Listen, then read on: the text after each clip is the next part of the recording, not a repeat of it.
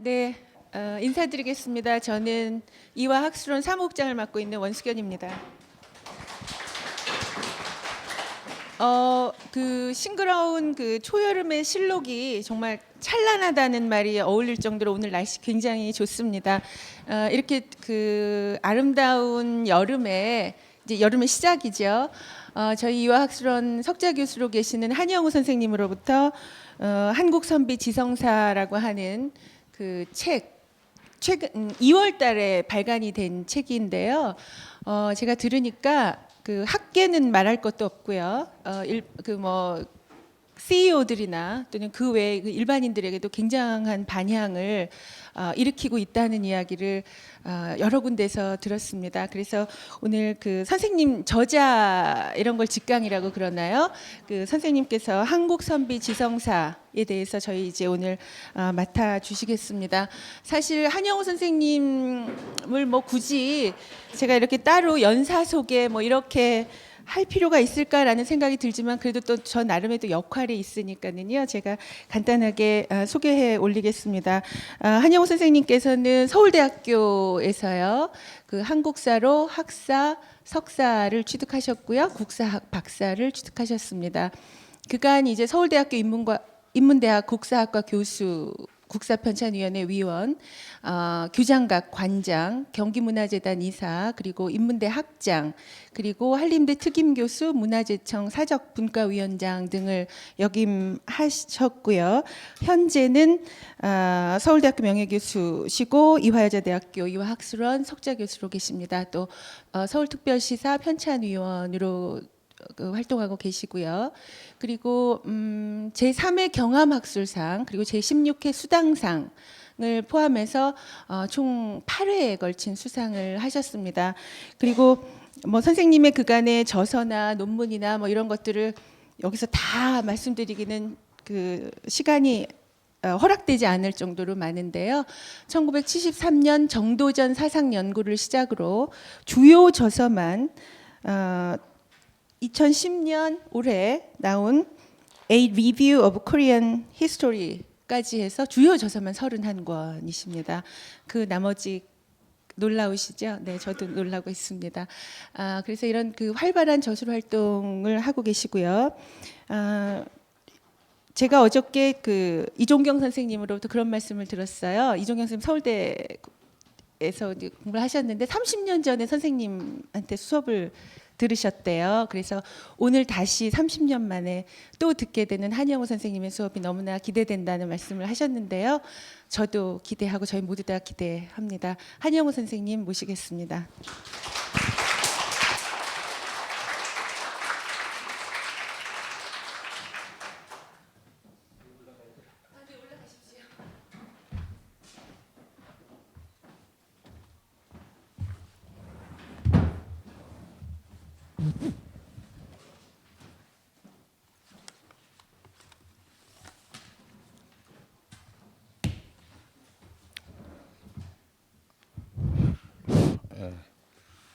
오늘 저렇게 저를 좋은 자리에다 불러주셔서 감사드립니다. 근데 사실은 저는 제가 쓴 논문이나 책이 나오면은 절대로 저는 안 봅니다. 예, 그 거짓말이 아니에요. 겁이 나서 못 보겠어요.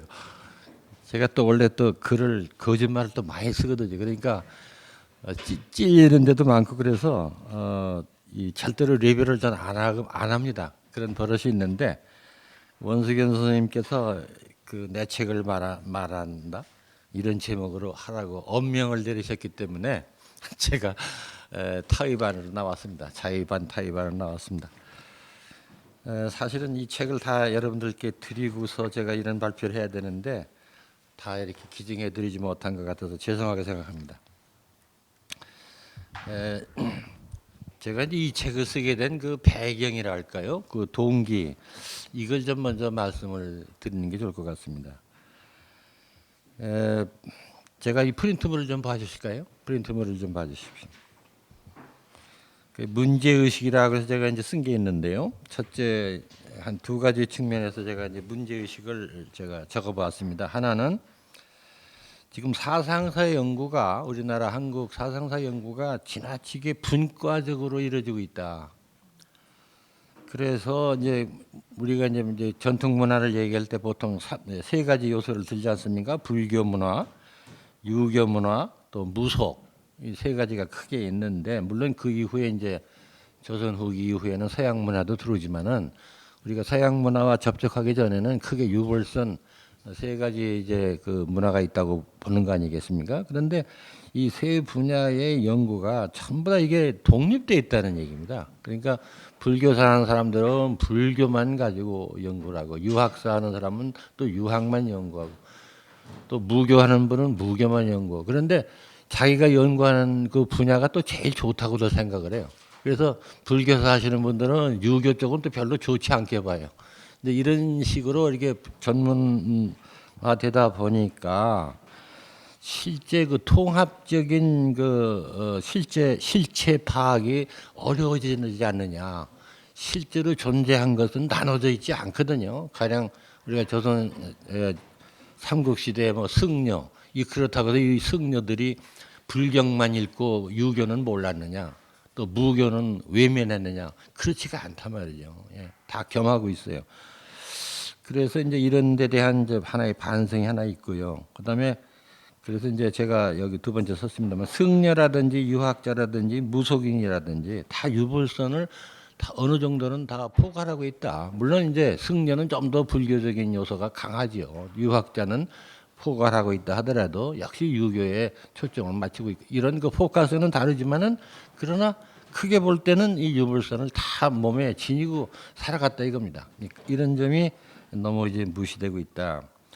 또 오늘날의 한국인도 마찬가지가 아니냐. 오늘날의 한국인들은 특히 지식인들일수록 고등 지식이 많은 분일수록 서구화돼 있죠.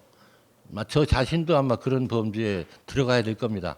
저도 지금 양복 입고 자동차 운전하고 다니니까 저도 상당히 서구화된 사람인데 그렇지만은 체질적으로는 우리도 전통 문화를 몸에 지니고 있다. 유물선을 다 지니고 있다. 그래서 경우에 따라서 어떤 때는 무속적인 행동을 하고 어떤 때는 또 불교도 같은 행동도 하고 비록 그것을 믿지 않더라도 또 어떤 때는 유학자 같은 행동도 한다 이럽니다. 이것은 무의식적으로 나타나는 겁니다. 꼭 본인들이 의식만 해서 행동이 나타나는 건 아니라고 봐요.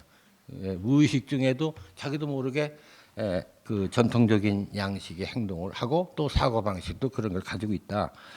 그렇기 때문에 현대 이전이나 한국인들은 그런 전통 문화를 체질적으로 가지고 있지 않는가. 그래서 저는 이것이 이제 뭐 한국인의 문화적 DNA라는 제가 표현을 썼습니다만은 뭐 DNA라는 게 너무 좀 거창하죠. 너무 과학적인 용어.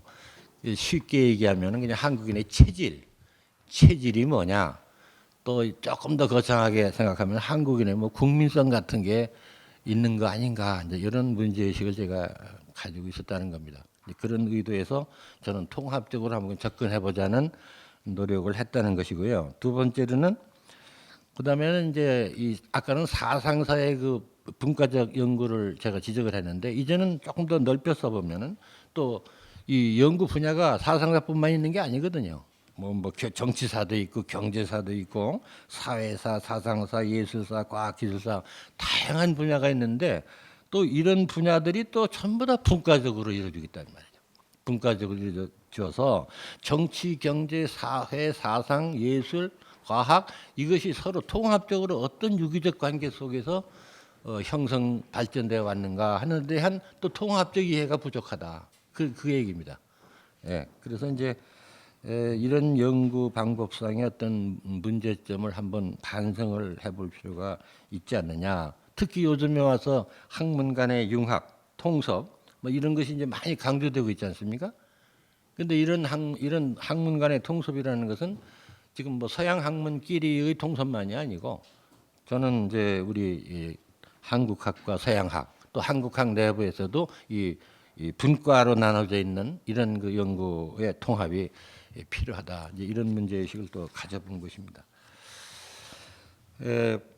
그러다 보니까 이제 제 책을 읽어보시면 느끼셨겠지만은 뭐 아주 뭐라 할까요? 뭐 나쁘게만 좌충우돌, 뭐 종횡무진 뭐 이렇게 오만 가지가 다 이렇게 동원돼서 서술이 됐기 때문에 좀 어지럽다고 느끼시는 분도 계실 겁니다. 그러나 하여튼 제 의도는 이렇게 한번 좀 통합적으로 접근해보자 하는 의도에서 나왔다는 것을 제가 말씀드리고 싶습니다. 세 번째로는 역사의 지속성에 대한 관심이 좀 너무 부족하지 않은가. 이 역사학이라는 것은 제 전공이 역사학입니다만 주로 그 변화, 발전을 연구합니다. 주로. 그래서 삼국시대보다 고려는 얼마나 더 발전하고 고려시대보다 조선왕조는 또 얼마나 더 발전했고 또 조선시대보다 근대 이후에는 또 얼마나 변화 발전했는가. 이 변화 발전의 모습을 이해하려고 하는 것이 역사학 연구의 주된 관심사입니다. 저도 그렇게 공부해왔고 또 그런 책과 글도 많이 써왔습니다. 그런데 이렇게 이제 좀 조금씩 나이가 들면서 쭉 생각해 보면요, 저 자신을 한번 제가 반성해 볼 때 제가 어렸을 때 가졌던 저희 성격이나 이런 것이 지금 와서 바뀌었는가? 바뀐 것이 많이 있어요. 어렸을 때 뭐 제가 엄청나게 고집이 세다고 하는데 지금도 그렇거든요. 근데 바뀐 것도 많습니다. 그러니까 이제 나이가 드니까 조금 더 이제 좋게 말하자면 너그러지고요. 좀 이렇게 세상을 좀 아름답게 보려는 그런 마음이 옛날보다는 조금 더 커졌습니다. 이런 변화 발전이 있죠. 그리고 이제 또 우리가 이제 문명이 발달하다 보니까 뭐 문명의 이기를 사용하는 게 제 어렸을 때하고는 전혀 다르죠. 이렇게 변화 발전을 저 자신도 했거든요. 했는데도 불구하고 변하지 않은 게 있다 이거죠. 어렸을 때 가졌던 그 뭐 태도라고 할까, 성격 이것은 근본적으로 안 바뀌는 것 같다. 근데 저 개인의 문제만이 아니라 우리 한국인이 살아온 역사도 마찬가지가 아니겠느냐. 우리가 수천 년간 살아오면서 그 과학 기술의 발전에 따라서 얼마나 삶의 모습이 변화 발전해 왔습니까? 그 우리가 인정해야 된다. 그럼에도 불구하고 한국인은 상고 시대부터 가지고 있던 어떤 근본적인 유전인자를 버리지 못하고 있는 것도 있는 것이 아닌가. 이거는 한국인뿐만이 아니겠죠. 다른 어느 민족도 다 마찬가지일 거라고 봅니다. 그렇기 때문에 우리가 똑같은 문명의 이기를 다 공유하고 살잖아요. 지금 지구상에 사는 모든 인류가 문명의 이기를 거의 공유하지 않습니까? 우리만 자동차 탑니까? 뭐 저 인디안들도 타고 다 탄단 말이에요. 이렇게 공유하고 같은 문명의 혜택을 받고 사는데도 불구하고 우리가 이 전 세계를 여행하면서 느껴보면은 다 삶의 모습이 똑같은 건 아니거든요. 기질이 다르고 풍속도 다르고 여러 가지 차이점이 있다 이 말이죠. 그건 왜냐? 공유하면서도 공유 안 되는 부분이 있다. 그거는 자기들의 그 전통 문화죠. 이것이 유전인자로 내려오는 것이 아직도 남아 있다는 겁니다. 그래서 우리만 그렇다는 게 아니라 어느 민족이나 그 민족 고유의 문화적인 유전인자를 이것을 완전히 탈피하기는 어려운 것이 아닌가. 그런데 그런 변하지 않는 면에 대해서는 거의 얘기들을 안 했다는 거예요. 역사학자들도 안 하고 그 밖에 다른 분들도 거의 학문적으로 다루지 않는다는 거예요. 그러니까 변화 발전된 모습만을 지나치게 강조하다 보니까 그 변하지 않는 지속성에 대해서는 너무 무관심했다. 이러다 보니까 우리 한국인의 어떤 정체성이랄까, 아이덴티티에 대한 이해가 부족해졌다고 봅니다. 저는. 그래서 그렇게 되면 어떻게 현상이 생기느냐? 우리 현실을 분석할 때 문제가 생길 수 있다고 봐요. 우리 현실을 분석할 때 이 전통 문화나 현대 문화를 이해하는 경우에도 말이죠. 이런 그 지속성을 알고 분석하는 것과 이걸 모르고 분석하는 것은 좀 다르다고 봅니다. 그래서 가령 오늘날 우리나라의 정치가 어떠냐, 경제가 어떠냐, 사회가 어떠냐 여러 가지 문제점을 지적할 때 그 원인 분석을 할 때 한국인이 가지고 있는 어떤 고유한 그 특성이랄까요? 이런 것을 중요한 변수로 놓고서 분석을 해야 더 정확한 분석이 되는 게 아니겠느냐. 저 나름대로는 이제 그런 생각을 해보는 것입니다. 그래서 이제 그런 문제의식이 이제 들어있다. 대체로 이제 그런 문제의식에서 저는 이제 출발을 해서 이 책을 쓰게 된 거다. 그래서 이 책에서는 이제 한국인의 어떤 전통적인 체질, 그 특성을 제 나름대로 밝히고 그것이 가지고 있는 장점은 무엇인가. 또 그 장점만 있는 것이 아니라 단점도 있다. 그 제가 이제 하나의 예를 책에서 든 게 있는데요. 우리 지금 전 세계적으로 볼 때 학자가 정치에 참여하는 그 빈도라고 할까요? 그것이 아마 한국이 제일 높지 않을까 저는 이런 생각을 해요. 예, 학자가 정치에 참여하는 참여율이 우리나라처럼 큰 나라가 드물 것이다. 그렇게 보는데 그 이유는 우리가 옛날부터 학자 정치를 해왔기 때문에 말이죠. 옛날에는 공부해서 전부 다 관리가 되려는 거 아닙니까? 그래서 이런 전통이 지금도 남아있기 때문에 우리는 공부하면은 관직에 나가야 된다 하는 것이 은연중에 있어요. 그래서 뭐 교수가 이제 관직에 직접 나가시는 분도 계시고 또 관직에 안 나가더라도 뭐 관청의 여러 가지 자문도 저도 합니다. 저도 자문을 많이 하는데 하여튼 뭔가 이렇게 줄을 다 대고 있단 말이죠. 직접적이든 간접적이든 이렇게 해서 정치에 이제 애드바이스도 많이 하죠. 그래서 이제 이 평생 교직에만 몸담고 정년퇴직하는 분도 계시지만은 그렇지 않고 교직을 떠나는 분도 꽤 많고 아마 이런 현상이 우리나라가 다른 나라하고는 조금 다르지 않을까. 그래서 이런 것이 이게 전통과 연관이 돼 있다. 그런데 좋은 점도 있죠. 그래서 학자들이 정치에 많이 이렇게 참여하기 때문에 좀 새로운 정책도 많이 나오고요. 융통성도 많아지고. 근데 이런 장점이 있는데 단점이 또 있다. 단점이 뭐냐? 학문으로서 끝까지 자리 지키다가 가시는 분이 별로 많지 않다. 이런 예? 예.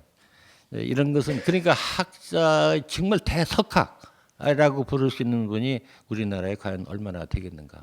예. 이런 점에서 약점으로도 작용한다. 그래서 저는 뭐 무조건 다 좋다고 보는 건 아닙니다. 좋은 점도 있고 또 거기에 따르는 그 그늘 약점도 있다. 그러니까 좋은 점은 살리고 좋지 않은 점은 또 반성을 해야 되겠죠. 자, 이런 이제 얘기를 제가 해본 것입니다. 그다음에 그럼 두 번째로는 이제 지금까지는 문제 의식을 말씀드린 것이고 제가 이 책에서 이제 주로 어떤 얘기를 했는가? 우선 그 선비 정신의 뿌리부터 좀 찾아보자. 그래서 이제 제가 단군 신화를 언급을 한 것입니다. 저는 단군 신화를 읽으면서 옛날에는요, 뭐 이런 엉터리 얘기가 어딨냐, 뭐 곰이 어떻게 여자가 되고 뭐 하늘에서 부가 내려오고 말이지 말도 안 되는 얘기다 이제 황당무계하다는 식으로 처음에는 봤는데 이게 이제 시간이 지나면서 자꾸 음미해 보니까요, 거기 그 속에 깊은 철학이 담겨 있다는 것을 자꾸 느껴요. 예. 그래서 이제 제 나름대로 이제 이걸 이해하기에는 이 선비라는 말 자체도 우리가 흔히 생각할 때는 이제 조선시대 유학자를 선비라고 부른다. 그렇게 생각을 하는데 사실은 그렇지 않다고 저는 보는 거죠. 왜 그러냐면은, 유교 들어오기 전에도 선비는 있었다. 그런 얘기. 선비란 말이 먼저 있었지 유교가 들어오고 나서 선비란 말이 생긴 건 아니다 이거죠. 이게 유교에서 이제 사라는 이제 이 선비사라는 개념이 들어올 때 이거를 번역할 말을 찾다 보니까 우리가 그 옛날부터 써오던 이건 선비다. 선비사로 번역을 한 것이죠. 어떤 천자문에 보면은 도사사로도 나와요. 선비사자를 도사 이렇게도 이제 풀이한 천자문 책도 있습니다만은 그러니까 선비란 말이 중국에서 유교가 들어오기 전부터 있었다. 그래서 최초의 선비는 전 단군이라고 봅니다. 그런데 이제 선비라는 말을 선비라고 한자로 표현을 안 하고 뭐 이제 선인이라든지 신선선자를 써서 선인 또는 앞선자를 써서 또 선인 뭐 여러 가지 이제 이게 오타가 나왔네요. 앞에 선인은 신선선자고요. 뒤에 선인은 앞서 선생님이라고 하는 선자예요. 오타가 나오는데 이렇게 이제 불렀던 거죠. 그렇게 한자로 썼는데 부르기는 저는 이제 선비로 불렀다. 그렇게 보는 겁니다. 그렇게 되면은 이게 삼국시대부터 쓰던 용어라면은 결국은 삼국시대 지도자는 무당이거든요. 무당. 무가 결국 선비다. 최초의 선비다. 예? 예. 그런데 뭐 이 기원이 여기까지 올라갈 수 있느냐 하는 것은 아마 논쟁이 될 수 있을 겁니다. 아마 이제 다른 분이 아마 그거 지적하실 것 같은 예감이 드는데, 근데 제 얘기의 핵심은 뭐 이 기원이 꼭 단군까지 가느냐 안 가느냐 하는 게 제 이야기의 핵심은 아니고요. 유교 이전부터 그런 용어가 있었다. 그것이 더 핵심적인 얘기니까 뭐 이런 오류가 있더라도 너 그렇게 봐주시기 바랍니다. 하여튼 그래서 이제 예, 그래서 이제 선비라는 말이 유래가 이제 그 유교 이전부터 있었다는 것을 제가 강조하다 보니까 이제 이런 말씀 드린 것이고, 그러면은 이제 선비라는 용어는 그렇고요. 그 선비 정신의 그 뿌리가 되는 당군 신화, 여기에 담긴 메시지가 뭐냐? 이제 저 나름대로 이제 분석을 해본 것이 그 몇 페이지입니다. 3페이지 꼭대기에 단군 신화에 담긴 선비 정신에서 제가 한 5가지를 지적을 했는데요. 첫째로는 그 천선 의식이 여기 담겨 있다. 우리는 환인, 하느님의 아들, 환웅, 또 환웅의 아들 당군. 이래서 당군은 결국 하느님의 아들이죠. 그래서 우리 한국인들은 하늘의 조상, 하늘의 후손이다 하는 천선 의식, 이것이 여기서부터 이제 뿌리를 내려왔다. 이런 천선 의식이 이제 나중에 삼국시대, 고려, 조선시대를 거치면서 이제 국가를 사랑하는 충개념으로 또는 임금에 대한 충성, 이런 걸로 이제 이것이 진화가 되는 것이고요. 그리고 다른 민족에 대해서는 우리 민족의 어떤 고유한 혈통, 천선으로서의 어떤 고유한 혈통을 강조하는 민족의식으로 이것이 진화됐다. 그렇기 때문에 우리가 이제 국난을 당했을 때 가령 몽고의 간섭을 받았다든가 임진왜란이라든지 일본한테 나라를 뺏겼다든지 할 때 이 항상 당군 신앙이 이게 솟아오르거든요. 그럼 왜 그러냐면은 이 당군 신앙에 들어있는 당군 신화에 들어있는 이 천선 의식이 민족 의식의 모태가 된다. 이런 것을 제가 말씀드린 거고, 또 하나는 홍익인간이라는 것이 이제 당군 신화에 있지 않습니까? 그래서 환웅이 왜 태백산에 내려왔습니까? 목적을 가지고 내려왔거든요. 홍익인간 하기 위해서 내려온 것입니다. 그냥 놀러 온 것이 아니고. 그래서 이 홍익인간이라는 말이 나오는데, 이것이 저는 이제 고대 국가가 형성되고 그다음에 고려 조선왕조가 이제 건설되면서 국가를 운영하는 공익 정신으로 진화됐다. 홍익 이념이 공익 이념으로 이제 진화 발전했다, 이렇게 보는 거예요. 그래서 우리나라의 왕조 역사를 보면요, 외국인들이 아주 특이하게 느끼는 게 하나 있습니다. 외국인들이 그런 질문을 많이 하거든요. 우리가 5천년 역사라고 한국사가 이제 그러는데, 왜 중국은 비슷한 역사를 가지고 있으면서도 왕조가 25번이나 바뀌는가? 25사가 있잖아요. 근데 우리나라는, 중국은 200년 이상 못 갑니다. 하나의 왕조가 세워져도. 근데 우리나라는 한 번 세워지면 보통 500년 이상 가는 거예요. 고려가 475년, 조선왕조가 519년, 신라 1000년. 백제나 뭐 이 고구려도 600년 이상이 됐잖아요. 이게 무슨 이유냐? 이게 특이하다는 겁니다. 이게 다른 나라 역사와 비교해 볼 때 굉장히 특이한 현상으로 나타나요. 이 왕조의 그 지속성, 왕조 수명의 그 장수, 그 비결이 뭐냐? 여기에 대해서 우리가 해답을 내려줘야 된다. 그래서 이제 과거에는 이걸 상당히 좀 부정적으로 봤죠. 왕조가 빨리 바뀌어야 사회가 발전하는 형태로 가는데, 하나의 왕조가 500년간 눌러 앉았다 그러면 그만큼 이제 이게 사회 발전이 지체됐다는 뜻이 아니냐, 이게 부정적으로 봤는데, 저는 이제 그렇게 보고 싶지 않은 거죠. 왜 그러냐면은 사람도 장수한 사람이 건강 관리를 잘한 것입니까? 아니면은 뭐 일찌감치 세상을 떠난 사람이 발전한 것입니까? 그렇잖아요. 오래 산 사람이 건강 관리를 잘한 거 아니겠어요? 왕조도 유기체고 생명체입니다. 모든 공동체라는 것은 작게는 가정도 그렇고요. 또 조금 크게는 뭐 회사라든지 기업체, 또 국가라는 공동체, 이런 공동체를 만들어서 500년 이상 끌고 갔다고 하면은 거기에는 엄청난 비결이 있는 것입니다. 이거를 말이죠. 뭐 운이 좋아서 오래 갔다든가, 또 폭력 장치를 가지고 백성을 눌러서 오래 갔다든지, 이렇게 해석하는 것은 이건 백성들을 무시하는 말이에요. 예. 무시하는 말이에요. 그런 백성이라면 우리는 조상을 숭배할 필요가 없어요. 숭상할 필요가 없다. 그러니까 이것은 그만큼 백성이 어떤 동의를 얻을 수 있는 어떤 정치를 했다, 이렇게 봐야 된다 이거죠. 그래서 이제 저는 거기서 이제 뭘 찾냐면, 홍익 인간에서 진화된 공익 정신이 여기에 정치 운영에 배어 있다. 이것이 왕조를 장수로 이끌어간 비결이다. 저는 그렇게 이제 해석을 하고 싶은 것입니다. 그런 측면에서 이제 이것도 이제 이론이 많이 있을 수 있어요. 옛날 양반들이 뭘 잘했다고 거기다 공익 정신을 대입시키느냐 이런 반론이 충분히 있을 거로 제가 예상을 하면서도 저 나름대로는 본질을 봐야 된다. 본질 물론 그 나쁜 임금도 있고 나쁜 양반들도 있고 어두운 면을 찾자면 한이 없습니다. 제가 어떤 책을 보니까 왕을 참하라 이런 책도 있대요. 예? 임금을 다 죽여버리자. 못된 임금들이 지배했다. 이런 책도 있는데 그런 나쁜 예만 찾기를 말하자면 한없이 나오죠. 그러나 제가 아까 질문한 게 있지 않습니까? 그 왕조가 그렇게 나쁜 정치만 했으면 어떻게 해서 그 나쁜 정치에 500년간 이상 백성들이 복종하고 따라갔는 얘기입니다. 이 문제에 대해서 답을 내려줘야 된다. 그래서 저 나름대로 생각할 때는 다른 나라하고 좀 비교해보자. 우리가 절대적 기준 가지고 이렇게 보면은 전부 다 나쁜 사람들. 그러나 죄송합니다. 다른 나라 역사하고 비교해보면요. 저는 우리나라가 상대적으로 상당히 이 공익정치 수준이 높다고 봅니다. 그게 바로 선비정치라고 보는데 예를 들면요. 유교가 들어온 이후로 이제 그 민번정치를 하잖아요. 근데 이 민번정치라는 게 물론 요즘 민주주의하고는 좀 다르지만요. 참 백성에 대한 배려가 많아요. 예. 특히 이제 공자가 그런 얘기 하지 않았습니까? 논어에 보면은 그게 나오거든요. 위정의 3대 요소 정치는 어떻게 하느냐고 이제 제자가 물었지 않았습니까?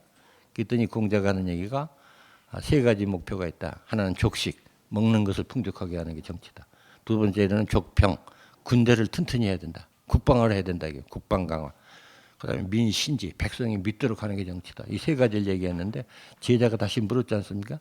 그 3가지 중에서 부득이 하나를 포기해야 된다면 어떤 걸 포기해야 됩니까? 이 공자가 족병부터 버려라. 이 국방이 조금 약해도 괜찮다. 그 나머지 2가지 중에서 또 부득이 하나를 포기해야 된다면은 어떤 걸 버려야 됩니까? 그랬더니 공자가 족식을 버려야 된다. 국민 소득이 4만 불이 아니면 어떠냐. 요즘 말로 하자면 그런 뜻일 거예요. 2만 불도 괜찮다. 그리고 마지막으로 절대로 정치를 함에 있어서 포기해서 안 되는 마지막 카드. 그거는 백성들의 믿음이다 이거죠. 이 믿음이 깨지면 족병도 안 되고 족식도 안 돼요. 정치는 그 자리에서 끝난다. 그래서 백성들의 신뢰를 얻는 것이 유교 정치에서는 굉장히 중요시합니다. 이 신뢰를 얻지 못하면은 정치는 존재 가치가 없다. 그래서 유교 정치가 뿌리를 내리면서 이 백성들과의 소통이 굉장히 강화됩니다. 이 신뢰를 얻는다는 것은 여러 가지 수단이 있어요. 그것이 이제 이 공익 정치로 나오는 것인데 그 몇 가지 수단이 뭐냐면은 첫째로 공론을 중요시해요. 공론, 파블릭 오피니언. 이 공론이란 말을 조선시대 선비들이 아주 입에 달고 하는 말입니다. 그러니까 정책 결정 과정에 소수자가 결정을 하면 안 된다. 이 공론을 존중해서 여론에 따라서 정책을 결정해야 된다는 이 공론 존중 사상. 이것이 말하자면은 요즘 말로 하면은 소통을 활발하게 해야 된다. 정치 소통이 진작돼야 된다. 그런 얘기고요. 공선은 인사제도죠. 인사제도가 회화하지 않으면 국가의 공익성이 무너져 버립니다. 그래서 조선시대 인사의 대원칙이 있죠. 이편무방 유죄시용. 현자를 등용함에 있어서 이제 모관하면 안 된다. 그 얘기는 뒤에 다시 한번 나올 겁니다. 하여튼 이 인사제도가 공적으로 이루어져야 된다. 이 얘기를 하고요. 그다음에 이제 토지제도, 이건 경제구조인데 이것은 공전으로 가야 된다. 또 그다음에는요, 이 기록 문화가 또 비상하게 발달합니다. 이게. 이거는요, 지금 세계 유네스코 세계 기록 문화유산이라는 게 있지 않습니까? 아실 겁니다. 세계 기록 문화유산에 제일 많이 등록한 나라가 한국입니다. 7개가 지금 등록돼 있거든요. 고려 시대에 2개가 있죠. 고려 대장경. 이게 등록돼 있고요. 또 하나는 이제 세계 가장 오래된 금속 활자본, 직지 심체유전. 이게 지금 등록이 돼 있죠. 고려 시대 2개. 조선 왕조 때 5개가 들어가 있죠. 이제 하나가 조선 왕조 실록. 명청실록이 중국에 있지만은 못 들어갑니다. 정보량이 월등히 떨어져요, 우리 거보다. 그다음에 이제 승정원 일기가 올라가 있죠. 국왕 비서실 일기. 중국도 비슷한 게 있지만은 못 올라갑니다. 그다음에 이제 훈민정음 해례. 근데 국문자, 문자를 만들어 놓고 문자의 제작 원리를 이렇게 철학적으로 설명해 놓은 나라가 있습니까? 이게 참 특이한 거예요. 예. 그게 이제 훈민정음 해대가 들어있죠. 그다음에 이제 조선왕조 의계가 들어가 있죠. 의계. 그다음에 이제 허준의 동의보감이 들어있다고. 이렇게 해서 지금 유네스코의 기록문화유산을 제일 많이 등록시킨 나라인데 왜 이렇게 기록문화가 발달했느냐 하면은 이건 정치의 거울이거든요. 기록은 정치의 거울이다. 이 거울을 깨끗이 만들어 놓으면은 반성할 수가 있죠. 이건 잘한 것이고 이건 잘못했다는 것을 반성하면서 더 좋은 정치로 나갈 수 있는 수단이 된다. 그러니까 다 바꿔 말씀드리면은 이 기록이라는 것은 권력 감시 수단입니다. 그리고 이 거울을 통해서 항상 정치의 잘못과 잘한 것을 항상 그 반성하면서 이제 개선해 나가는 이런 수단이 된다. 이런 것이 이제 그 국가의 공익성을 높이는 중요한 수단으로 이제 뿌리를 내리고 그리고 이제 그보다도 더 중요한 것은 교육열. 저는 우리나라 역사를 공부하면서 세상에 이렇게 교육열이 높은 나라가 있을까 싶은 마음을 가지고 있어요. 이거는요, 이 고려시대 송나라 사신 서긍이 와서 개성에 한 달간 머물고 가서 쓴 그 기행문 있지 않습니까? 고려도경이라는 책. 이 사람이 고려도경에서 뭐라고 했냐면은 이 고려에 와서 자기가 느낀 것이 몇 가지 있는데 그 중에 하나가 개성의 거리마다 글 읽는 소리가 들린다. 이런 얘기가 나와요. 그런데 이거는 그럴 수밖에 없는 것이요. 개성의 국자감이라고 하는 학교가 있었죠. 그건 국립학교죠. 근데 사학 12도가 있었단 말이에요. 이때. 이 고려 인종 때니까. 사립학교가 12개가 있어요. 근데 옛날 사람들은요. 책을 눈으로 읽지 않습니다. 저도 서당을 다녀본 사람이기 때문에 아는데요. 항상 훈장님께서 책을 큰 소리로 읽으라고 합니다. 목청을 돋궈가지고 이거 꼭 노래하듯이 읽어야 돼요. 그래서 서당이 동네에 하나 있으면요. 글 읽는 소리가 온 동네에다 이 코러스처럼 퍼집니다. 이게. 예, 그래서 이게 저는 지금도 가만히 생각해 보면은 그게 정말 독존한 방법이다. 훨씬 머리에 잘 들어가요. 그리고 이게 읽어 제끼어 버리니까 소리를 내니까 옆에서도 어깨 너머 공부를 많이 해요. 그러니까 서당 개도 이제 그런 느낌이. 그러니까 이 개들 없는데 그 이제 아낙네들, 아줌마들, 노비들도 다 듣는 거예요, 이게. 예, 그래서 노비도 유식해지고 아낙네도 유식해지고 그리고 본인은 본인대로 암기가 잘 되고 그래서 참 지금 생각하면 그게 진짜 독서인데 요즘 그렇게 했다가 옆 사람이 난리를 피니까 이제 눈으로만 읽는 거죠. 그러나 원래는 책은 이 소리를 내서 제가 어렸을 때 저희 할머님이 골방에 가서도 항상 책을 읽으시죠. 장수왕이 가로되 그래서 저 장수왕이 뭔가 처음에는 몰랐는데 귀에 지금 박혀 있어요. 예. 그런데 그렇게 이제 집에서도 다 그 어르신네들이 소리를 내서 읽으십니다. 그러니까 들은 풍월이 생기는 거예요. 들은 풍월이라는 게. 그러니까 이제 이 개성의 사립학교도 12개가 있고 또 이제 국립학교가 있고 그러니까 거리마다 글 읽는 소리가 당연히 나올 거다. 그래서 이제 감동을 이제 서긍이가 했다는 얘기가 나오거든요. 그리고 이 교육에 대해서는 뭐 우리 개학기 때도 외국인들이 한국이 국력이 약해서 뭐 망한다는 얘기는 다 했지만은 그러나 글 읽는 수준. 그래서 병인양회 때 프랑스군이 본국의 프랑스 장교가 보고서를 올릴 때 강화도를 점령해놓고 놀랬거든요. 처음에 와서는 이게 형편없는 이제 후진 국가를 봤는데 강화도를 점령하고 이것저것 뒤져봤다고. 외교장각의 책이 막 수천 권, 6천 권이 넘쳐 흐르고요. 농촌 가옥에 가도 책이 있는 거예요. 그래서 아무리 한국인은 가난해도 집마다 책이 없는 집이 없다. 그리고 책을 못 읽고 글을 못 읽는 사람을 한국인들은 멸시하는 풍속이 있다. 이렇게 돼 있어요. 이런 보고서를 했다고요. 예, 그래서 그러면서 자존심이 상한다고 그랬어요. 왜? 프랑스 농촌은 그렇지 않다 이거. 근데 왜 조선 사람들은 글 못 읽는 사람을 멸시하고 책이 없는 집이 없느냐 이거죠. 자존심이 상한다. 이런 보고서를 올리거든요. 그리고 이제 서양 동양을 삼국을 다녀간 학자들이 또 그런 얘기 하잖아요. 중국은 랜드 오브 머천트. 일본은 랜드 오브 워리어, 무사의 나라. 한국은 랜드 오브 스칼라. 그러니까 거의 공통적이에요. 후쿠다 유키즈도 비슷한 얘기했어요. 조선이 약해서 이제 백인들이 와서 정복하게 돼 있으니까 같은 황색 인종이 일본이 정복해야 된다. 이게 정한론을 주장했는데 그러면서도 조선을 패워야 된다 그랬어요. 왜? 일본 사람은 끄떡 하면 칼 가지고 싸움지냐. 조선 사람을 봐라. 집집마다 책을 읽고 있다.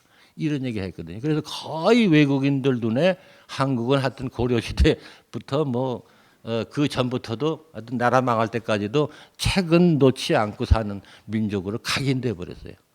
예, 이게 이제 선비 정신입니다. 그래서 그래도 글 읽는 사람을 존경하는 풍토가 우리나라에도 아직도 있어요. 아무리 돈이 많아도요. 집이 좀 책이 많이 꽂혀 있는 집에 가서는 머리를 숙이거든요. 한국인들은 이런 전통이 우연한 게 아니다. 근데 그런 말씀을 제가 드리는 거고, 그다음에 이제 홍익인간 얘기를 그렇게 드렸고요. 그다음에 세 번째로는 이 우주관인데 선비들이 가진 우주관인데 천지인 합일사상 하늘, 땅, 인간은 한 몸이다. 하나의 공동체다라는 생각. 그래서 여기서 파생된 것이 삼에 대한 숭상, 이 석삼자. 이 삼이라는 것은 한자로 딱 써야 돼요. 그래야 삼의 그 뜻이 나와요. 왜냐하면 아라비아로 쓰면 이게 이상해져요. 또 한글로 써도 이상한데 한자로 딱 쓰면 하늘, 땅, 인간이 딱 되거든요. 이게 삼이. 그리고 이제 그걸 연결시켜주는 게 왕이지요. 하늘과 땅과 인간을 이렇게 연결시켜주는 임금왕자가 그거죠. 무당도 똑같아요. 하늘과 땅을 연결시키는 사람이거든요. 이게 그게 무당이거든요. 이 왕이 무당이죠 원래 출발은. 그래서 이제 이 삼에 대한 숭상이 이제 굉장히 강하잖아요. 그래서 근데 단군 신화를 보면요 전부 다 삼자 가지고 설명을 해놨어요. 우선 환인, 환웅, 단군이 이제 삼신이죠. 이렇게 삼신이 우리가 삼신 할매라고 보통 많이 하지만은 그 다음에 태백에 그냥 태백선에 내려온 게 아니고 삼위 태백에 내려왔다. 꼭 삼위라는 삼자가 들어가요. 삼위 태백에 내려왔다. 그 다음에 내려올 때 환웅이 내려올 때 그 신하 또 세 사람을 데리고 내려오지 않았어요? 그게 뭡니까? 풍백, 우사, 운사 세 귀신을 또 데리고 왔다고. 또 그 다음에 무리 3,000명을 또 끌고 왔다고 해요. 솔도 3,000명의 무리를 또 끌고 왔어요. 또 이 환웅은 인간 360여 가지를 주관했다. 그것도 360에 3에서 시작돼요. 곰이 말이죠. 햇빛을 안 보고 37일간 쑥과 마늘을 먹고 나서 여자가 됐죠. 그것도 21일이라고 하면 될 것을 37일이라고 한단 말이에요. 꼭 석삼자를 넣어가지고 설명하는 버릇이 있어요. 이런 식으로 이 단군 신화에는 이 삼자 가지고 쭉 설명을 해갑니다. 이런 전통이 오늘날 우리에게도 남아 있어서 우리가 무슨 승부를 걸 때 우리는 단판 승부를 안 하죠. 세판 승부를 해. 이 삼에 대한 숭상은 대단합니다. 그래서 이제 그리고 이제 이것이 불교가 들으면은 뭐 이제 법화경이나 이제 천태경 이런데 저 화엄경 이런데 보면요 전부 다 하나가 일체고 일체가 하나다. 하나가 많은 것이고 많은 것이 하나다. 이런 식의 논리가 쭉 연결돼 있어요. 그래서 one is all is one 영어로 하자면은 이런 그 철학이 불교 철학에 깊이 박혀 있거든요. 근데 우리는 민속에서 무속에서 삼신일체를 보거든요. 삼신은 나누면 세 귀신이고 합치면 하나의 귀신이. 삼신일체. 그래서 우리가 삼신을 말할 때 단수화 시켜가지고 삼신 할매 뭐 이렇게 단수로 취급해 버린다. 이런 것이 무속에도 있고 불교 철학에도 있고 유교도 똑같아요. 유교에도 보면은 다원적 이론론입니다. 유교의 우주관을 보면은 다원적 이론론이에요. 유학자들이 이제 흔히 하는 얘기가 물아일체라 그래요. 물아일체. 이 사물 밖에 있는 사물과 나는 일체다. 자연과 나는 한 몸이다. 그런 얘기예요. 물아일체론이 이제 말. 그다음에 이기 철학을 가지고 말할 때도 이기가 둘이면서 하나라고 보는 거죠. 이와 기. 그래서 이기 이원적 이론론입니다. 결국은 이론론을 갖버려요. 이런 식으로 유교, 불교, 무속에서 거의 공통적으로 이 하나와 전체를 통합적으로 보려고 하는 이런 철학이 우주관이 바탕 바탕에 깔려 있다. 영어로 이걸 표현하자면은 막 컴프레hen시브 하모니다. 그래서 이런 것이 서양인들이 가지고 있는 사물을 대립적으로 보려고 하는 그 우주관이나 철학하고는 상당히 이게 다른 것이다. 이렇게 이제 보고 싶은 거죠. 여기서 파생된 행동 양식이 뭡니까? 공동체 정신이죠. 공동체 정신이죠.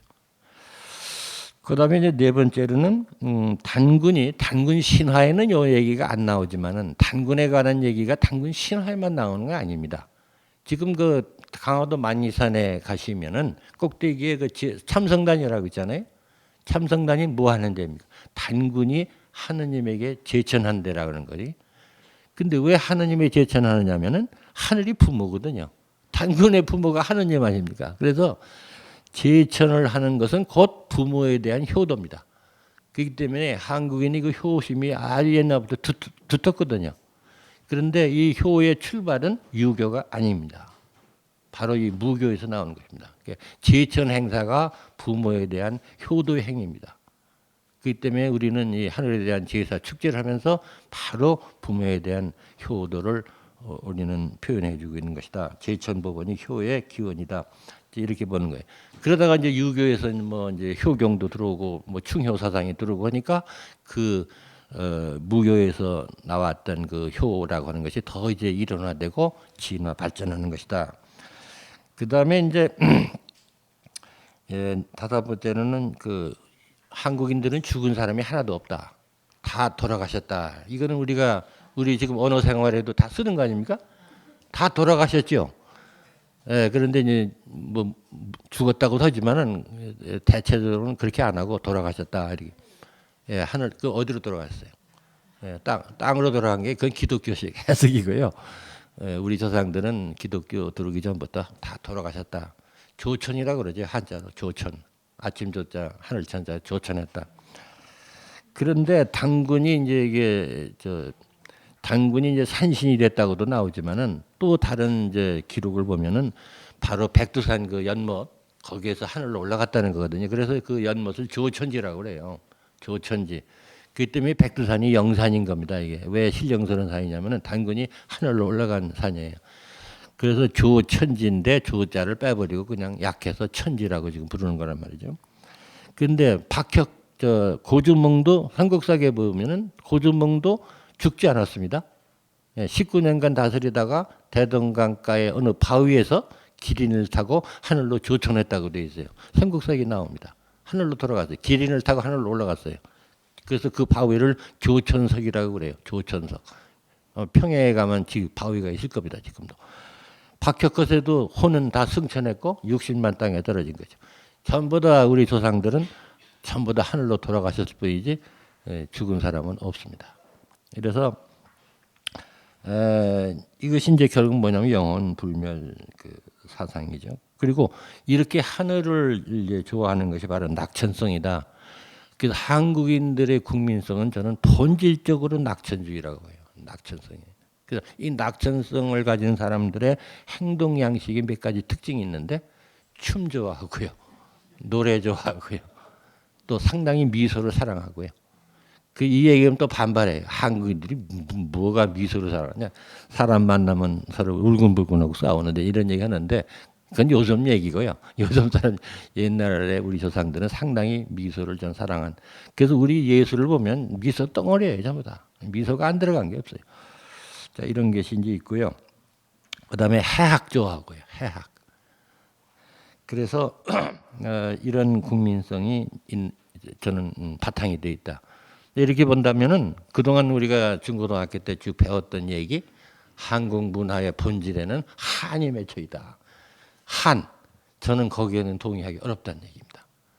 물론 이제 우리 문학이나 예술 가운데 한과 관련되는 게 있지요. 뭐 노래도 한 500년도 있고 있지만은 그 우리 문화의 전체가 한으로 이렇게 도배질됐느냐 이거죠. 저는 그렇게는 보고 싶지 않다. 오히려 낙천성이 더 본질적이다.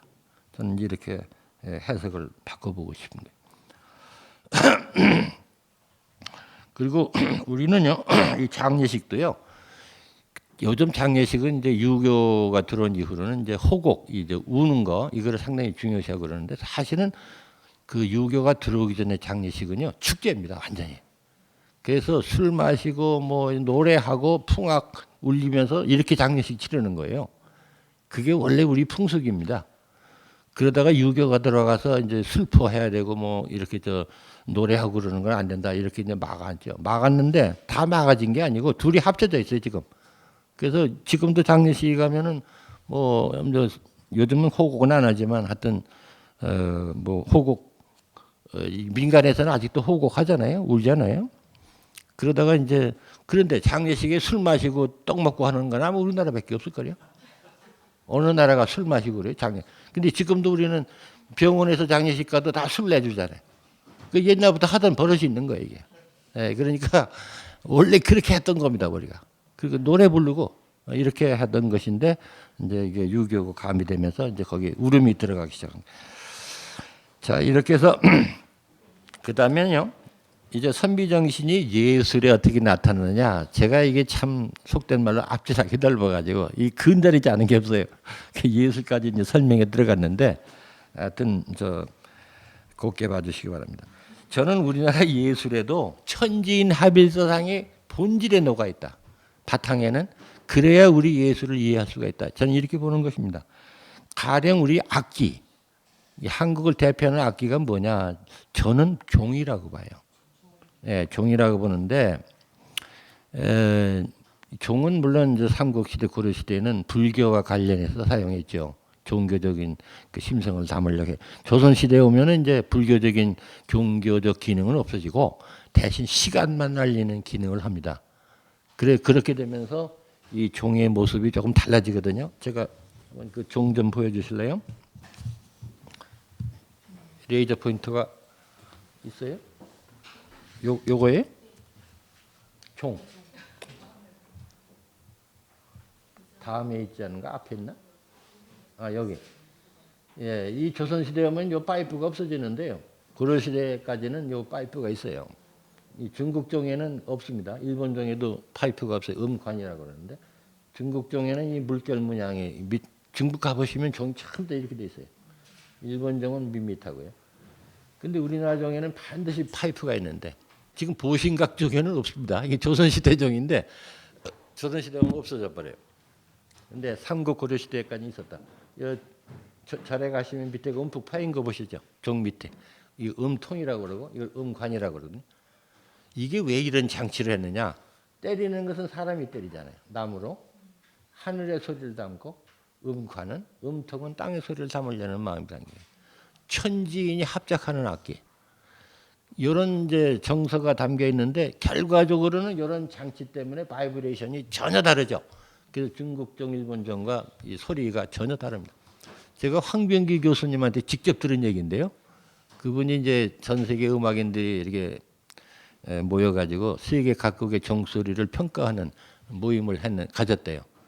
그런데 거기에서 봉독사 신종 소리를 듣고 나서 그 모임이 바로 끝내버렸다 그럽니다. 왜? 이제 귀를 버려가지고 이제 다른 소리는 듣고 싶지가 않다. 그분 하시는 얘기예요. 그 제가 이제 저 인문대학에 있을 때 제 앞에 연구실 앞자리에 프랑스 교수가 있었어요. 프랑스 교수. 이 양반이 하는 얘기가 프랑스에서 정신병 환자 치료하는데 우리나라 종소리 녹음한 걸 가지고 사용합니다. 그래요. 예, 봉독사 신정구 녹음 소리 가지고 정신병 환자의 치료에 쓰고 있다고 그래요. 그 양반이 뭐 거짓말 할 리는 없죠. 이게 바이브레이션 아주 특이하다고요. 결과적으로 볼 때 그런데 그분들은 옛날 사람들은 뭐 이거를 꼭 바이브레이션을 의식하고 맺는 것다기보다도 천지인이 어떻게 여기에 같이 좀 참여하는 악기를 만들 수 없을까? 아마 그런 생각에서 이런 장치를 한 것 같습니다. 근데 결과적으로는 이제 이렇게 바이브레이션이 달라졌다. 그 다음에요. 이제 우리나라 그림 말이죠. 그림을 보시면 산수화가 있고 인물화가 있잖아요. 이거는 저만의 아주 독특한 해석인데 뭐 잘못 보는 것일지도 모릅니다. 하여튼 저는 그렇게 해석을 한번 해보고 싶은 건데요. 우리나라 산수화가 서양의 풍경화와 뭐가 다릅니까? 풍경화에는 풍경만 있어요. 서양의 풍경화. 예, 사람이 없어요. 그 사람도 따로 그래요. 인물화로. 우리나라 산수화 속에는 반드시 대자연 속에 사람이 들어가 있어요. 뭐 이제 호수가 있고 산이 있고 거기에 배가 이리어 편주가 있고 거기에 이제 낚시질을 하는 할아버지가 있다든가 산사에 올라가는데 이제 할아버지가 이렇게 올라가는데 뒤에서 동자가 술병 하나 차고 따라온다든지 모든 게 다 이렇게 돼 있다고. 이래서 이제 대자연 속에, 즉 천지 속에 인간이 어떻게 하나가 되느냐, 그런 것을 표현하려고 하는 것이 우리나라 산수화의 특색이다. 그다음에 풍속화에는 또 굉장히 낙천성이 이제 들어있다, 이게 해학성. 그래서 제가 이제 그림을, 그다음에 그림이 어디 나올 텐데, 이 그림이요. 한국인들 그 춤 얘기는 제가 나중에 하겠고, 가령 이런 그림을 볼 때 이게 풍속화도 되고 뭐 이게 산수화도 되는데요. 어쨌든 대자연 속에서 이제 이렇게 이런 일이 벌어지는 것인데, 이 그림이 얼핏 보면은 좀 야하지 않습니까? 그런데요, 자세히 보면 절대 야한 그림이 아니에요. 왜 그러냐면은 이 전체를 다 보십시오. 특히나 여기 지금 이 바위 틈새에 있는 두 어린아이, 요놈들이 여기에 끼어 들어가는 바람에 완전히 그림 분위기가 그냥 해학적으로 확 바뀌어버립니다. 그래서 우리나라 그림에는 이런 그 묘한 분위기가 있어요. 그래서 이렇게 좀 얼핏 볼 때 느끼는 감정과 자세히 볼 때 느끼는 감정이 굉장히 다르다. 그다음에요. 그래서 저는 저 나름대로는 이제 그 풍속화 속에도 낙천성과 해학성이 이제 들어있다. 그리고 산수화는 대자연만 그리질 않는다. 서양의 풍경화처럼 대자연, 그 속에 반드시 인간이 그 자연 속에서 어떻게 한 몸이 돼가지고 즐기는가가 표현되어 있다. 춤 얘기인데요.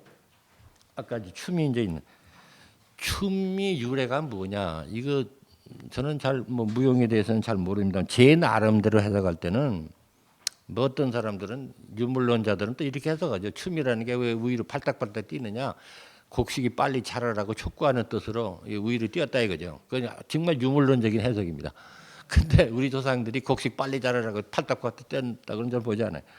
한국 춤은 어깨춤에 포인트가 있다고 그러잖아요. 어깨춤. 그리고 항상 춤출 때는 발 동작이 중요한데 이걸 오금질이라고 합니다. 무릎을 폈다 하면서 그 반동으로 몸이 솟구치는 모습을 해요. 그리고 이 어깨춤이라는 것은 어깨에 팔이 달려 있거든요. 이것을 하는 것이 이게 완전 날개짓입니다. 날개. 새가 날아갈 때 오금질하면서 날개를 피고 날아가거든요. 이런 동작이 바로 한국 춤의 저는 기원이라고 저는 보고 싶은 겁니다. 그래서 어깨춤. 근데 이 우리나라 춤이 특히 이 팔동작의 포인트가 많죠. 다른 나라 춤보다도요. 그래서 이제 이게 기봉도 그림이지만은 바로 이렇게 날개짓 어깨춤을 추면서 오금질을 하고 지금 춤추는 모습이 이제 있는 거죠. 그 다음에 이제 건축의 경우를 보면요, 이거 제 마음대로 해석하는 겁니다. 우리 초가집을 건축에도 하늘과 하나가 되려는 마음이 담겨 있다. 저는 이렇게 보는 것인데, 초가는 이제 둥근 지붕 밑에 네모난 방이 있어요. 둥근 지붕은 하늘이죠. 하늘은 둥글다고. 그다음에 이제 땅은 네모나다고 보거든요. 그래서 둥근 하늘 밑에다가 네모난 방을 만들고 거기 사람이 들어가는 것이죠. 근데 이제 이건 살았을 때 사는 집이 초가집이라면은 죽어서 들어가는 집이 무덤 아닙니까? 근데 전 세계에 둥그런 무덤을 한 나라는 지구상에 우리나라밖에 없습니다. 물론 중국의 이제 황제 무덤 같은 게 그건 둥글다기보다는 산이에요. 그냥 산 자체. 서안에 가시면은 진시황 능이 있잖아요. 이게 멀리서 보면 산이지 능이 아닙니다. 근데 이렇게 이 개인 무덤 이런 거를 이렇게 동그랗게 봉분 쓴 것은 정말 우리나라밖에 없어요. 그리고서 이제 주변은 또 사각형. 우리가 석굴암도 마찬가지. 석굴암이 부처님 무덤이거든요. 이게 무덤인데 들어가는 연도는 사각형도 있죠. 이건 땅입니다. 땅에서 들어가요. 들어가면은 부처님이 앉은 방은 동그랗게 되고 하늘이에요. 그래서 땅에서 하늘나라로 올라가는 모양. 그래서 원방각 개념이 그대로 들어가 있죠. 이런 것이 전부 다 이제 하늘과 땅을 상징하는 그런 것을 우리 건축에다 전부 다 응용했고, 그다음에 여기 연못을 보시면 연못, 이게 이제 지금 창덕궁 연못을 그림으로 그린 것인데요. 그림이 아니라도 지금 부용지 같은 데 가보시면 이렇게 생긴 걸 아시죠? 항상 우리는 네모난 연못을 만들고 그 속에다 둥근 섬을 꼭 넣습니다. 이게 우리 전통적인 연못 양식이에요. 인공적인 연못. 왜냐하면 이게 네모난 것은 땅입니다. 그리고 동그란 것은 하늘입니다. 그 여기는 배를 띄우고 사람이 그 천지간에 같이 들어가서 사는 거예요. 노는 거예요. 그래서 천원지방, 하늘은 둥글고 땅은 네모나다 하는 것을 연못에도 그대로 표현해요. 거기에 이제 연못만 있는 게 아니라 사람이 여기서 쭉 배 타고서 또 놀게 돼 있죠. 이렇게 해서 이 건축에 이 원방각 개념이 이제 깊이 들어가 있다. 그러다 보니까 이 원을 사랑, 이 둥근 하늘을 사랑하다 보니까 여기서 저는 곡선 사랑이 나왔다 이렇게 보는 곡선. 그래서 일제 시대에 그 야나기 문해요시가 있잖아요. 한국 미술사를 개척한 그 사람이 한국 미술의 특징은 곡선에 있다 이렇게 말을 했거든요. 근데 그 곡선을 사랑하게 된 동기는 이제 이 사람이 어떻게 설명했냐면은 왜 한국인들은 곡선을 사랑했는가? 이것은 한국의 역사에서 그런 정서가 나왔다. 우리 역사를 보면은 한국 역사를 보면은 항상 고통과 슬픔 속에 살아왔다. 고통과 슬픔. 다른 민족이 침략받아서 고통받고 양반들의 압제를 받아서 고통받고 한 번도 평화롭게 산 일이 없어요. 그래서 사람이 고생 많이 하면 허리가 이렇게 꼬부라지지 않습니까? 그래서 이 고통과 슬픔 속에 살다 보니까 꼬부라진 곡선을 사랑하겠다. 이게 이제 야나기 설인데 앞에 얘기는 맞고 뒤에 얘기는 틀렸다고 저는 보는 거예요. 저는 곡선 사랑은 맞는데 이것은 하늘을 사랑하는 데서 따온 거다. 곡선 개념. 그런데 이런 그 제가 설명하는 이런 곡선 사랑을 정확하게 알고서 건축에 응용한 사람이 유명한 안토니오 가우디 아닙니까? 스페인 건축가 안토니오 가우디는 곡선만 쓴 사람 아니에요. 건축가라서.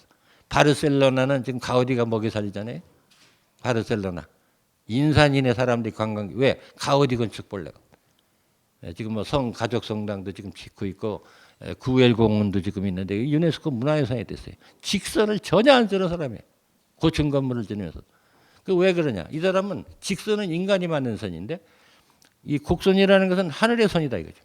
이건 대자연의 선이요. 신의 선, 신. Line of God.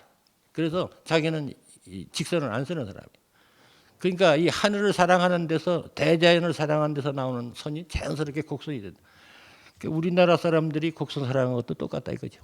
예, 그래서 이것을 고통과 슬픔의 상징이라고 보는 것은 말도 안 된다. 저는 이렇게 보는 겁니다.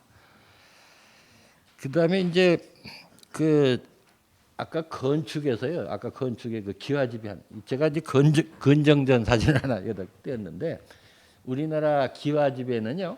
용마루라는 게 있고 용마루 양 끝에 이렇게 뿔쑥 나온 그 기와가 있지 않습니까?